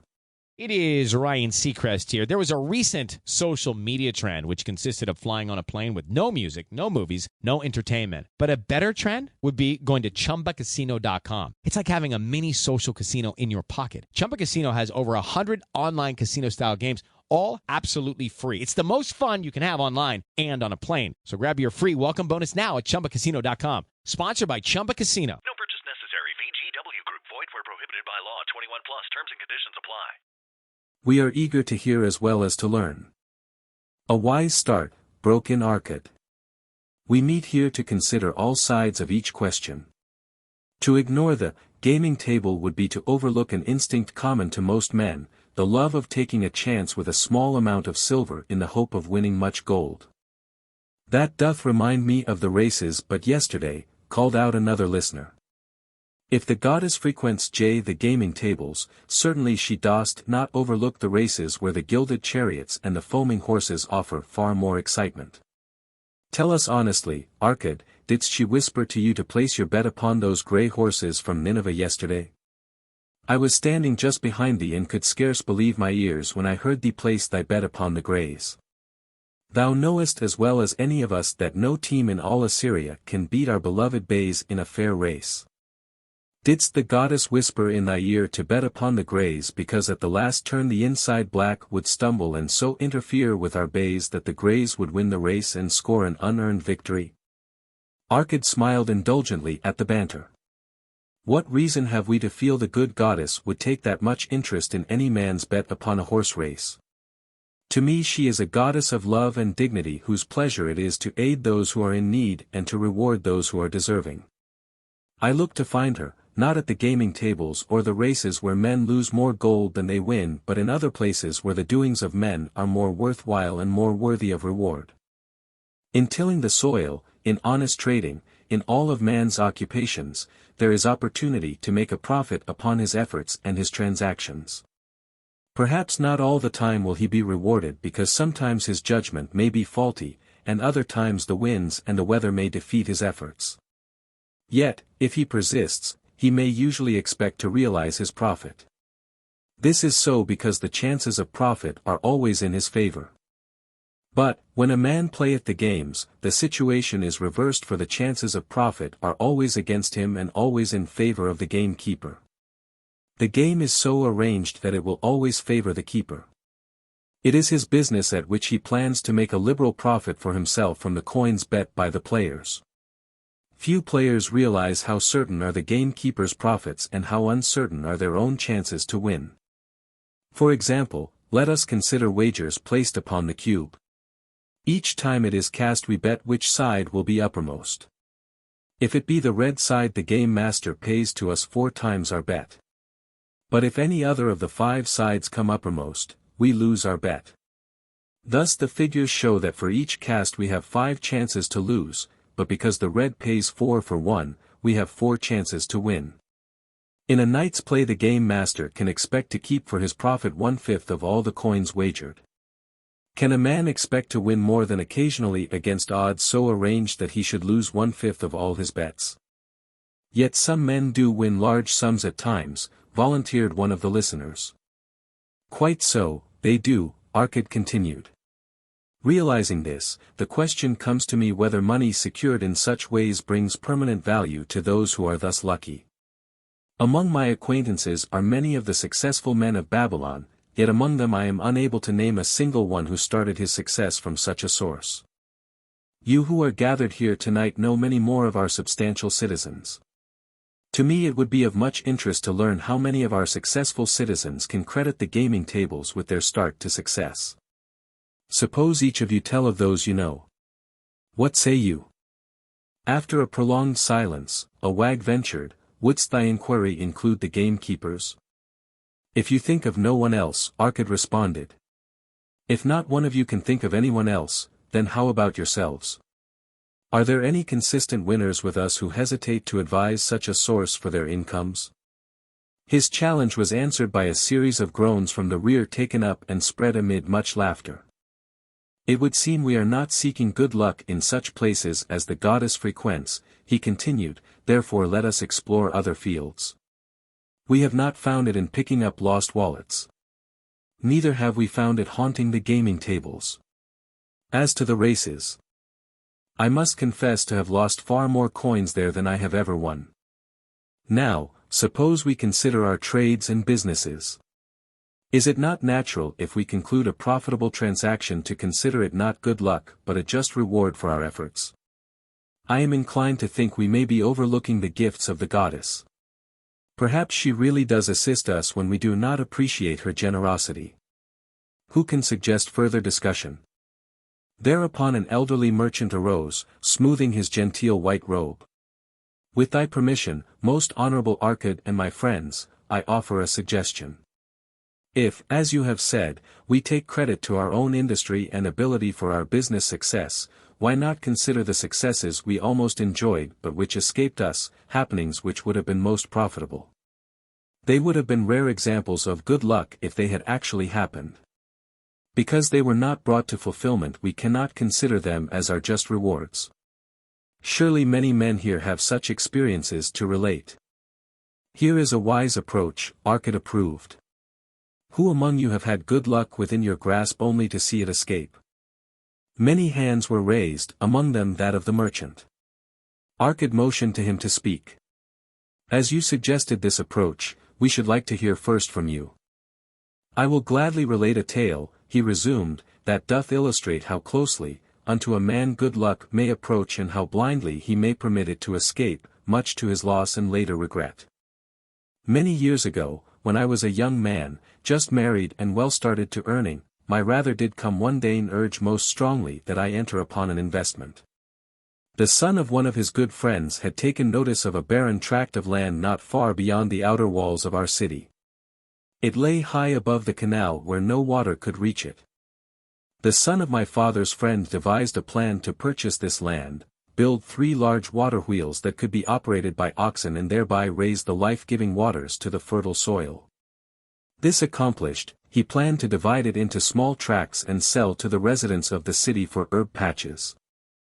The son of my father's friend did not possess sufficient gold to complete such an undertaking. Like myself, he was a young man earning a fair sum. His father, like mine, was a man of large family and small means. He, therefore, decided to interest a group of men to enter the enterprise with him.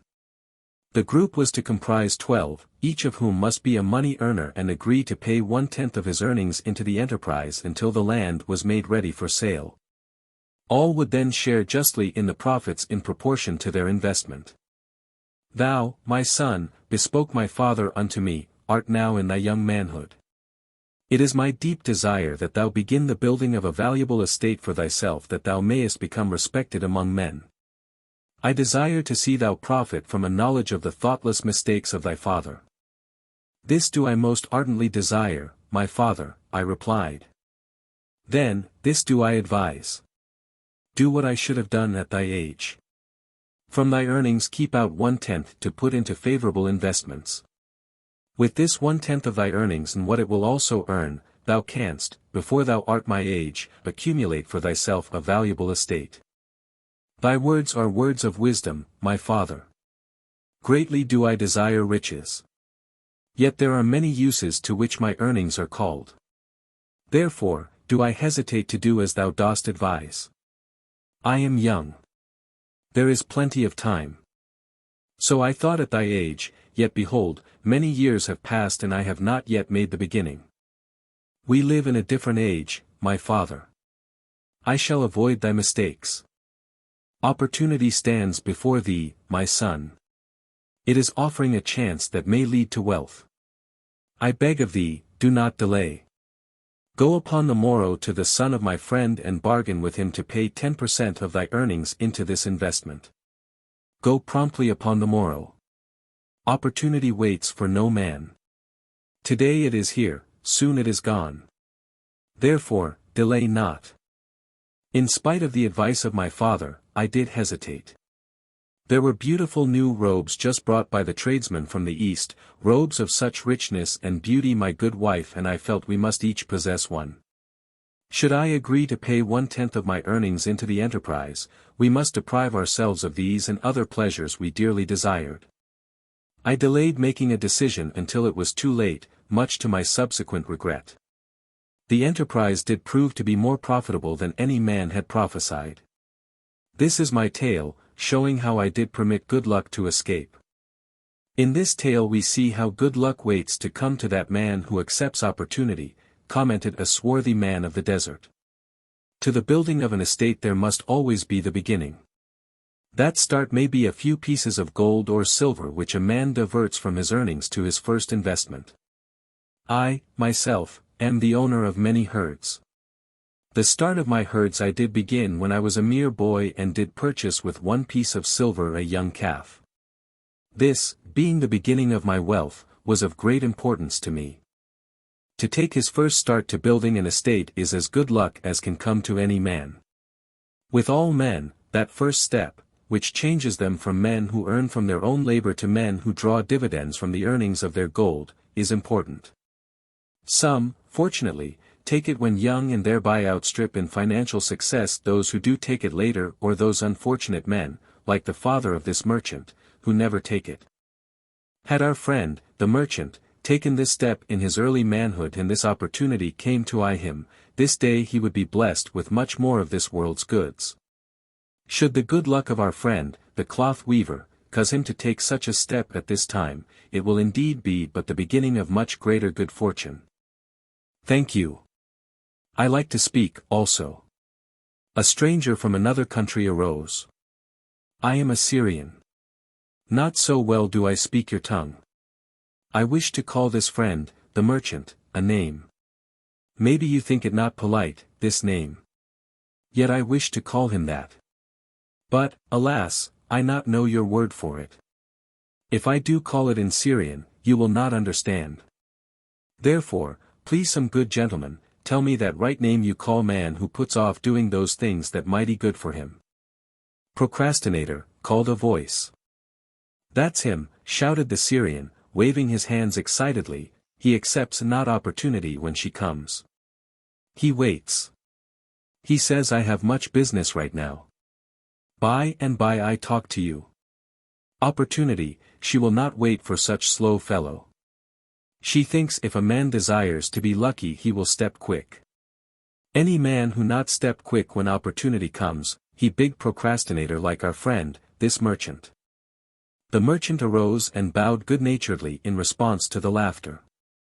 My admiration to thee, stranger within our gates, who hesitates not to speak the truth. And now let us hear another tale of opportunity. Who has for us another experience, demanded Arcad.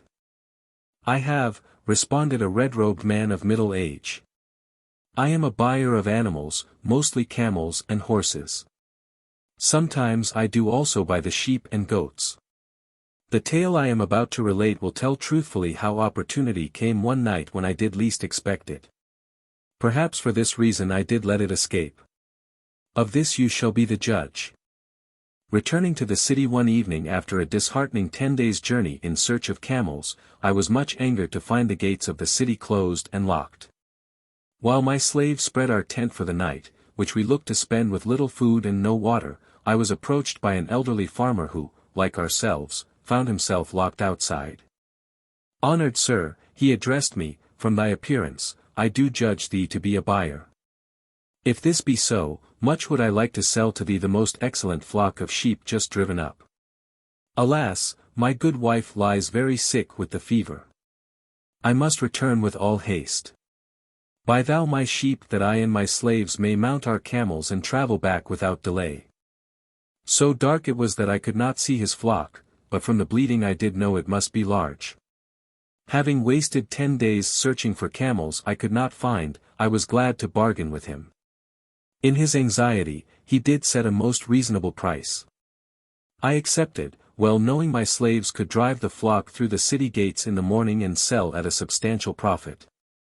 The bargain concluded, I called my slaves to bring torches that we might count the flock which the farmer declared to contain 900.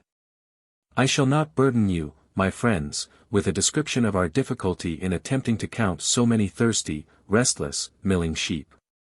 It proved to be an impossible task. Therefore, I bluntly informed the farmer I would count them at daylight and pay him then. "Please, most honorable sir," he pleaded, "pay me but 2/3 of the price tonight that I may be on my way. I will leave my most intelligent and educated slave to assist to make the count in the morning. He is trustworthy and to him thou canst pay the balance." But I was stubborn and refused to make payment that night. Next morning, before I awoke, the city gates opened and 4 buyers rushed out in search of flocks. They were most eager and willing to pay high prices because the city was threatened with siege, and food was not plentiful. Nearly 3 times the price at which he had offered the flock to me did the old farmer receive for it.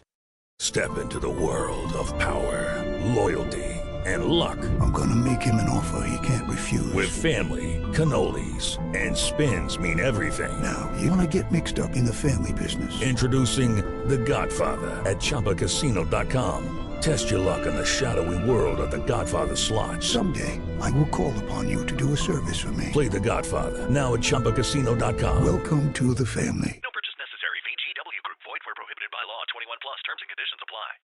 Thus was rare good luck allowed to escape. "Here is a tale most unusual," commented Arcot. "What wisdom doth it suggest?" "The wisdom of making a payment immediately when we are convinced our bargain is wise," suggested a venerable saddlemaker. "If the bargain be good, then dost thou need protection against thy own weaknesses as much as against any other man. We mortals are changeable. Alas, I must say more apt to change our minds when right than wrong. Wrong, we are stubborn indeed. Right, we are prone to vacillate and let opportunity escape. My first judgment is my best. Yet always have I found it difficult to compel myself to proceed with a good bargain when made. Therefore, as a protection against my own weaknesses, I do make a prompt deposit thereon. This doth save me from later regrets for the good luck that should have been mine. Thank you. Again I like to speak." The Syrian was upon his feet once more. These tales much alike. Each time opportunity fly away for same reason. Each time she come to procrastinator, bringing good plan. Each time they hesitate, not say, right now best time, I do it quick. How can men succeed that way? "Wise are thy words, my friend," responded the buyer. Good luck fled from procrastination in both these tales. Yet, this is not unusual. The spirit of procrastination is within all men. We desire riches, yet, how often when opportunity doth appear before us, that spirit of procrastination from within doth urge various delays in our acceptance. In listening to it we do become our own worst enemies. In my younger days I did not know it by this long word our friend from Syria doth enjoy. I did think at first it was my own poor judgment that did cause me loss of many profitable trades. Later, I did credit it to my stubborn disposition. At last, I did recognize it for what it was, a habit of needless delaying where action was required, action prompt and decisive. How I did hate it when its true character stood revealed. With the bitterness of a wild ass hitched to a chariot, I did break loose from this enemy to my success. Thank you. I like ask question from Mr. Merchant. The Syrian was speaking. You wear fine robes, not like those of poor man. You speak like successful man. Tell us, do you listen now when procrastination whispers in your ear? Like our friend the buyer, I also had to recognize and conquer procrastination, responded the merchant. To me, it proved to be an enemy, ever watching and waiting to thwart my accomplishments. The tale I did relate is but one of many similar instances I could tell to show how it drove away my opportunities. 'Tis not difficult to conquer, once understood. No man willingly permits the thief to rob his bins of grain. Nor does any man willingly permit an enemy to drive away his customers and rob him of his profits. When once I did recognize that such acts as these my enemy was committing, with determination I conquered him. So must every man master his own spirit of procrastination before he can expect to share in the rich treasures of Babylon. What sayest, Arcad? Because thou art the richest man in Babylon, many do proclaim thee to be the luckiest. Dost agree with me that no man can arrive at a full measure of success until he hath completely crushed the spirit of procrastination within him? It is even as thou sayest, Arcad admitted. During my long life I have watched generation following generation, marching forward along those avenues of trade, science, and learning that lead to success in life. Opportunities came to all these men. Some grasped theirs and moved steadily to the gratification of their deepest desires, but the majority hesitated, faltered, and fell behind. Arcad turned to the cloth weaver. Thou didst suggest that we debate good luck. Let us hear what thou now thinkest upon the subject. I do see good luck in a different light. I had thought of it as something most desirable that might happen to a man without effort upon his part. Now, I do realize such happenings are not the sort of thing one may attract to himself. From our discussion have I learned that to attract good luck to oneself, it is necessary to take advantage of opportunities. Therefore, in the future, I shall endeavor to make the best of such opportunities as do come to me. Thou hast well grasped the truths brought forth in our discussion, Arcad replied. Good luck, we do find, often follows opportunity but seldom comes otherwise. Our merchant friend would have found great good luck had he accepted the opportunity the good goddess did present to him. Our friend the buyer, likewise, would have enjoyed good luck had he completed the purchase of the flock and sold at such a handsome profit. We did pursue this discussion to find a means by which good luck could be enticed to us. I feel that we have found the way. Both the tales did illustrate how good luck follows opportunity.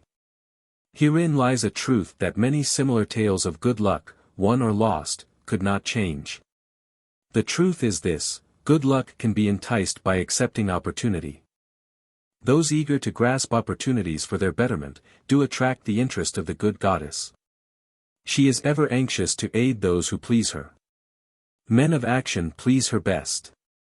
Action will lead thee forward to the successes thou dost desire. Men of action are favored by the goddess of good luck. The 5 laws of gold. A bag heavy with gold or a clay tablet carved with words of wisdom, if thou hadst thy choice, which wouldst thou choose? By the flickering light from the fire of desert shrubs, the suntanned faces of the listeners gleamed with interest. The gold, chorused the 27. Old Calabab smiled knowingly. Hark, he resumed, raising his hand. Hear the wild dogs out there in the night. They howl and wail because they are lean with hunger. Yet feed them, and what do they? Fight and strut. Then fight and strut some more, giving no thought to the morrow that will surely come. Just so it is with the sons of men. Give them a choice of gold and wisdom, what do they do? Ignore the wisdom and waste the gold. On the morrow they wail because they have no more gold. Gold is reserved for those who know its laws and abide by them.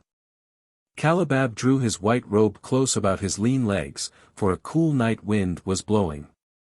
Because thou hast served me faithfully upon our long journey, because thou cared well for my camels, because thou toiled uncomplainingly across the hot sands of the desert, because thou fought bravely the robbers that sought to despoil my merchandise, I will tell thee this night the tale of the 5 laws of gold, such a tale as thou never hast heard before. Hark ye, with deep attention to the words I speak, for if you grasp their meaning and heed them, in the days that come thou shalt have much gold. He paused impressively. Above in a canopy of blue, the stars shone brightly in the crystal-clear skies of Babylonia. Behind the group loomed their faded tents tightly staked against possible desert storms. Beside the tents were neatly stacked bales of merchandise covered with skins. Nearby the camel herd sprawled in the sand, some chewing their cuds contentedly, others snoring in hoarse discord. Thou hast told us many good tales, Calabab, spoke up the chief packer. We look to thy wisdom to guide us upon the morrow when our service with thee shall be at an end. I have but told thee of my adventures in strange and distant lands, but this night I shall tell thee of the wisdom of Arkad, the wise rich man. Much have we heard of him, acknowledged the chief packer, for he was the richest man that ever lived in Babylon. The richest man he was, and that because he was wise in the ways of gold, even as no man had ever been before him. This night shall I tell you of his great wisdom as it was told to me by Nomacer, his son, many years ago in Nineveh, when I was but a lad. My master and myself had tarried long into the night in the palace of Nomacer.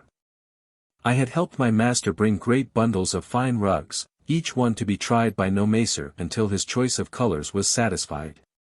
At last he was well pleased and commanded us to sit with him and to drink a rare vintage odorous to the nostrils and most warming to my stomach, which was unaccustomed to such a drink. Then did he tell us this tale of the great wisdom of Arkad, his father, even as I shall tell it to you.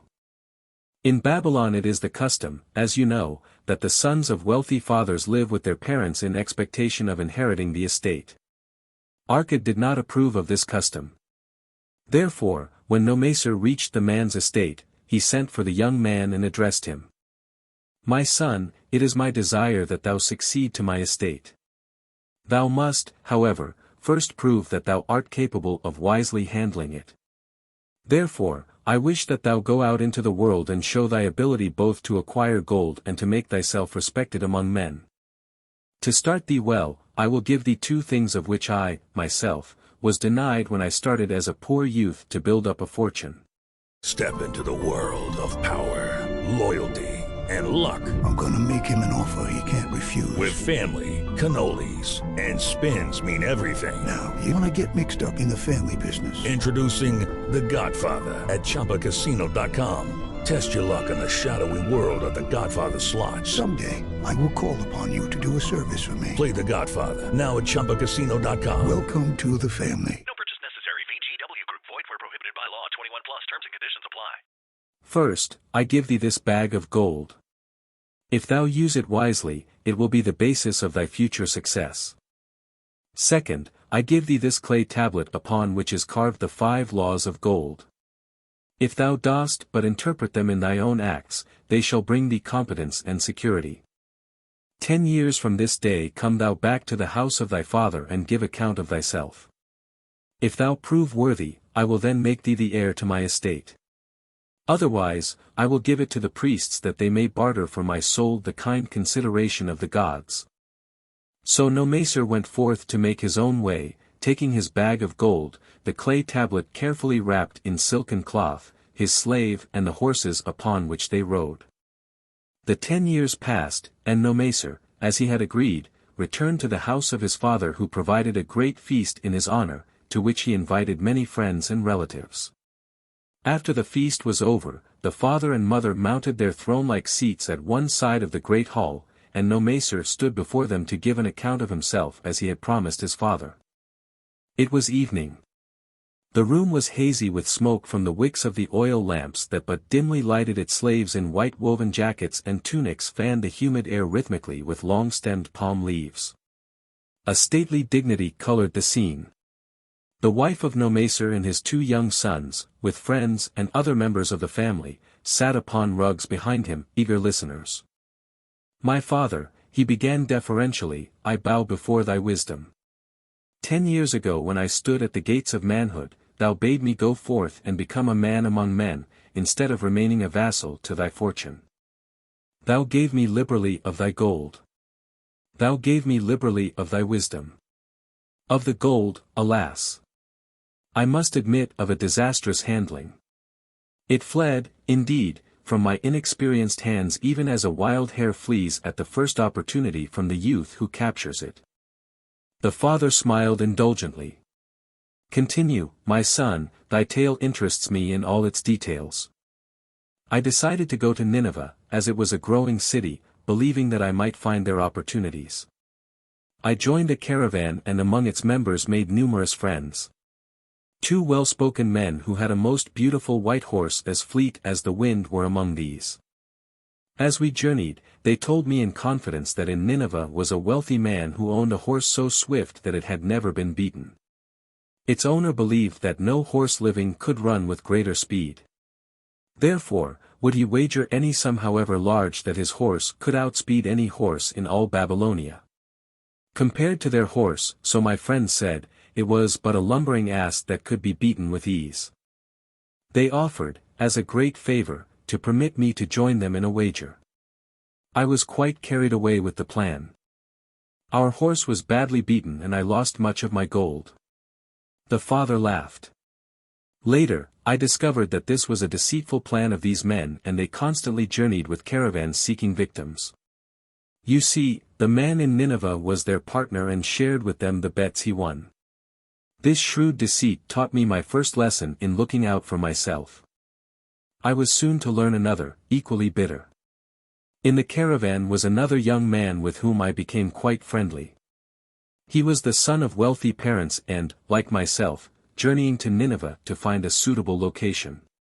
Not long after our arrival, he told me that a merchant had died and his shop with its rich merchandise and patronage could be secured at a paltry price.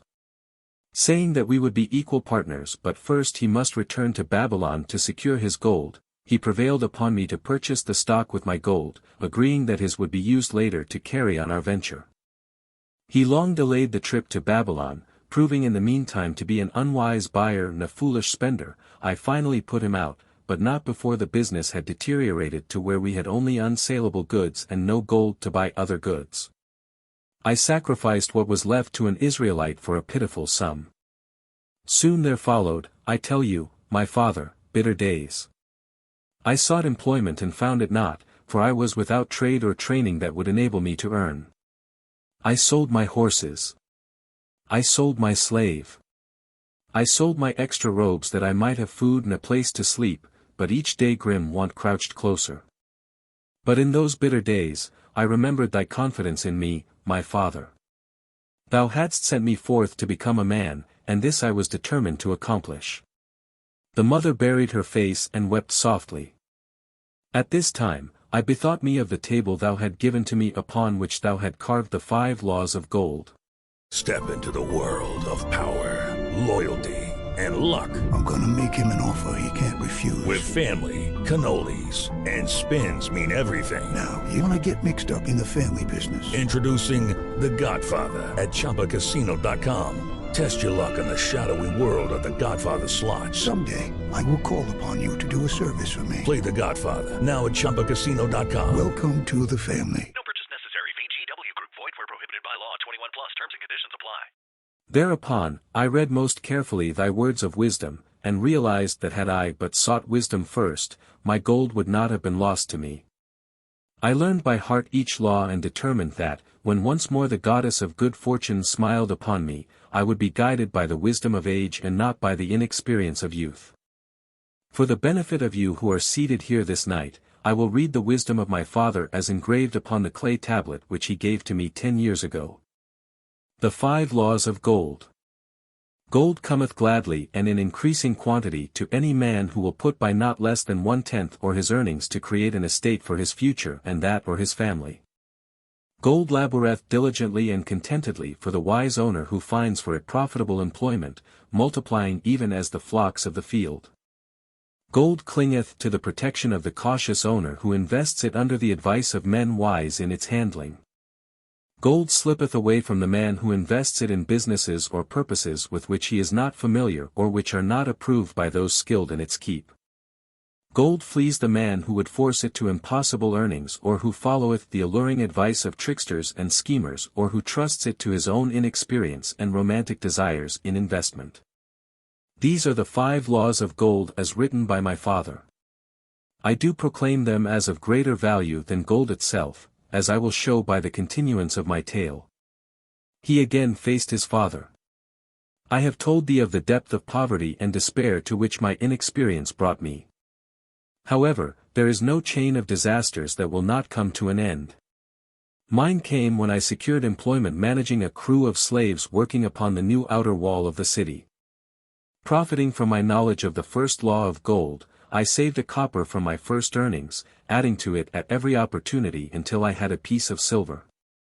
It was a slow procedure, for one must live. I did spend grudgingly, I admit, because I was determined to earn back before the 10 years were over as much gold as you, my father, had given to me.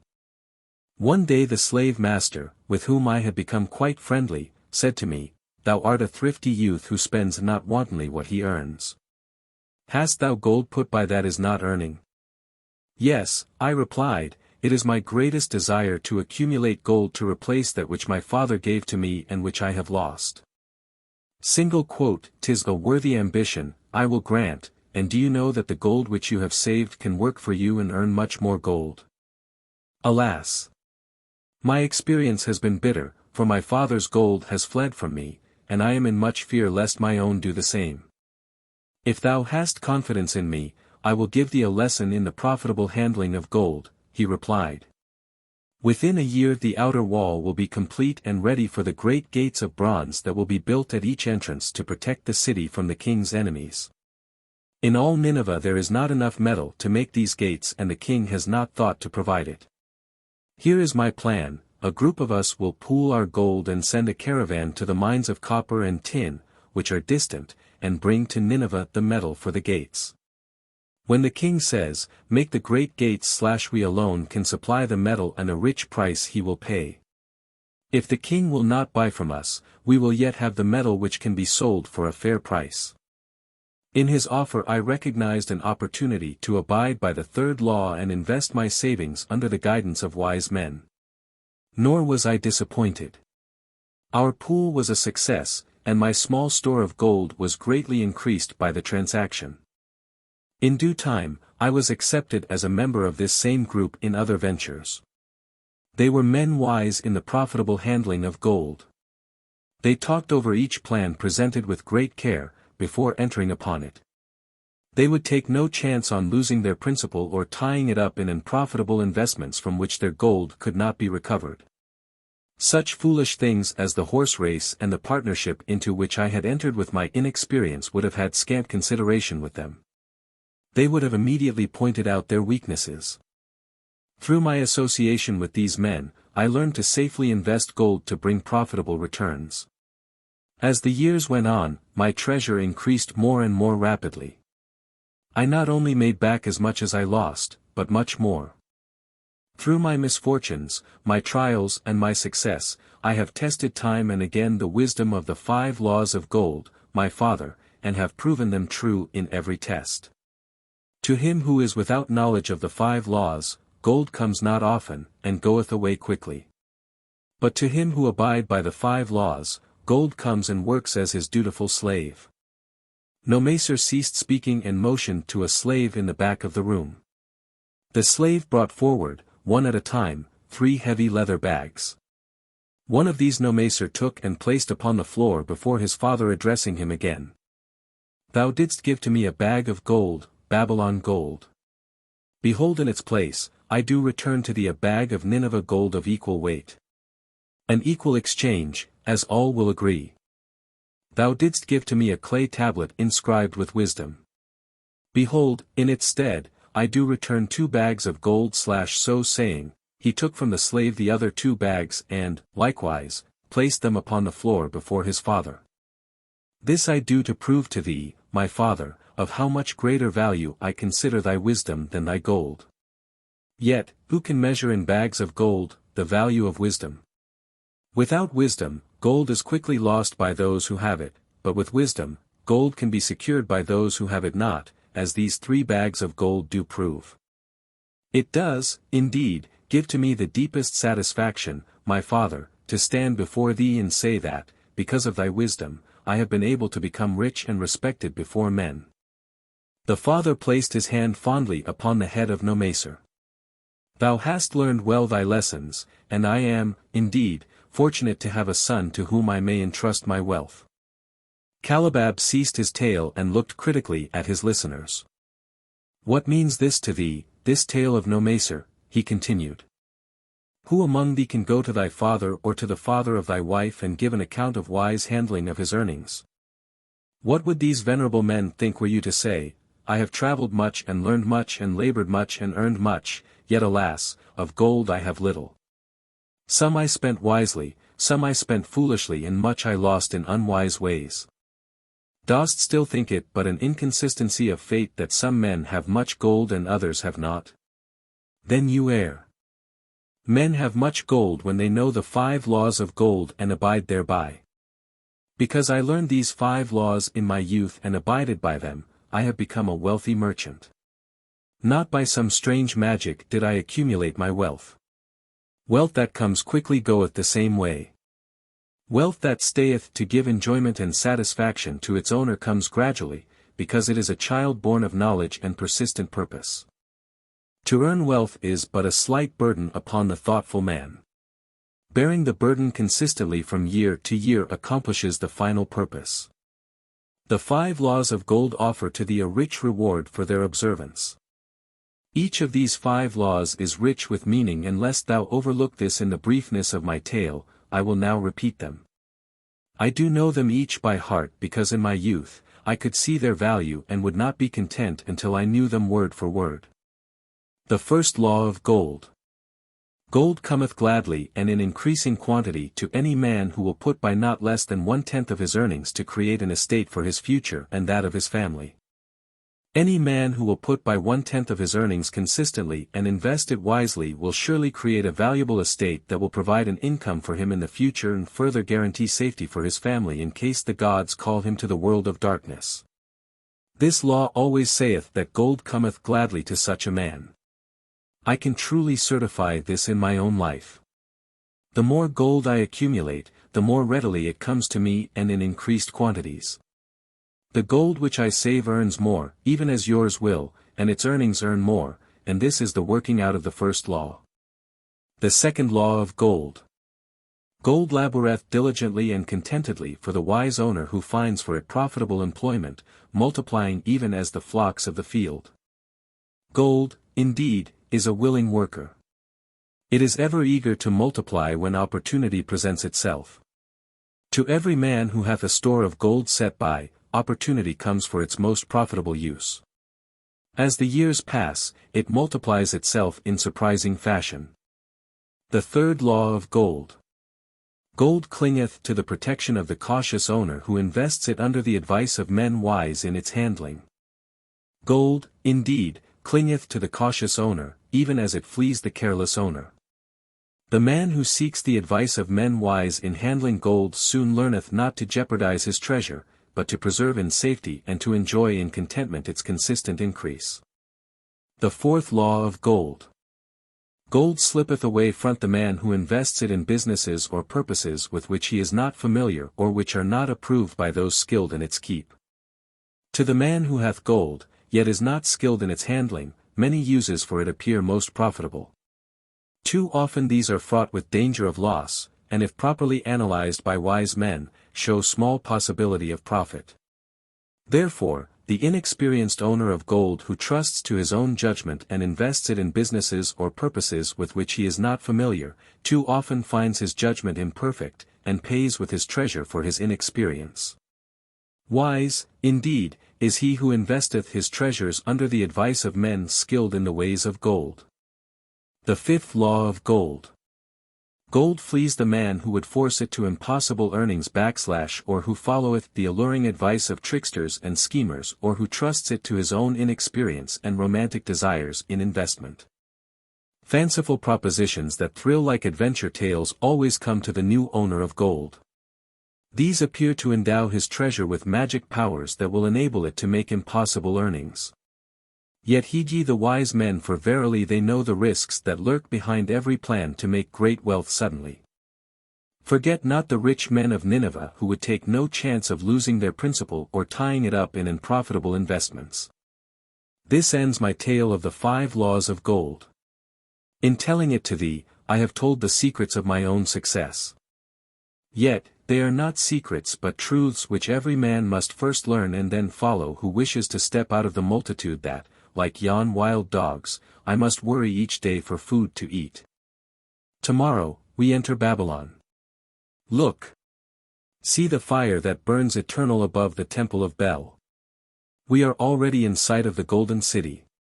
Tomorrow, each of thee shall have gold, the gold thou hast so well earned by thy faithful services. 10 years from this night, what can you tell about this gold?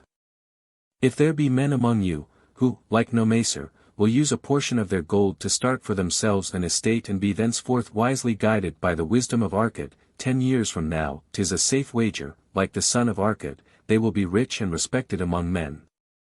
Our wise acts accompany us through life to please us and to help us. Just as surely, our unwise acts follow us to plague and torment us. Alas, they cannot be forgotten. In the front rank of the torments that do follow us are the memories of the things we should have done, of the opportunities which came to us and we took not. Rich are the treasures of Babylon, so rich no man can count their value in pieces of gold. Each year, they grow richer and more valuable. Like the treasures of every land, they are a rich reward awaiting those men of purpose who determine to secure their just share. In the strength of thine own desires is a magic power. Guide this power with thy knowledge of the 5 laws of gold and thou shalt share the treasures of Babylon. Hello, it is Ryan, and I was on a flight the other day playing one of my favorite social spin slot games on ChumbaCasino.com. I looked over at the person sitting next to me, and you know what they were doing? They were also playing Chumba Casino. Coincidence? I think not. Everybody's loving having fun with it. Chumba Casino is home to hundreds of casino-style games that you can play for free anytime, anywhere, even at 30,000 feet. So sign up now at ChumbaCasino.com to claim your free welcome bonus. That's ChumbaCasino.com and live the Chumba life. No purchase necessary. VGW Group. Void where prohibited by law. See terms and conditions. 18+.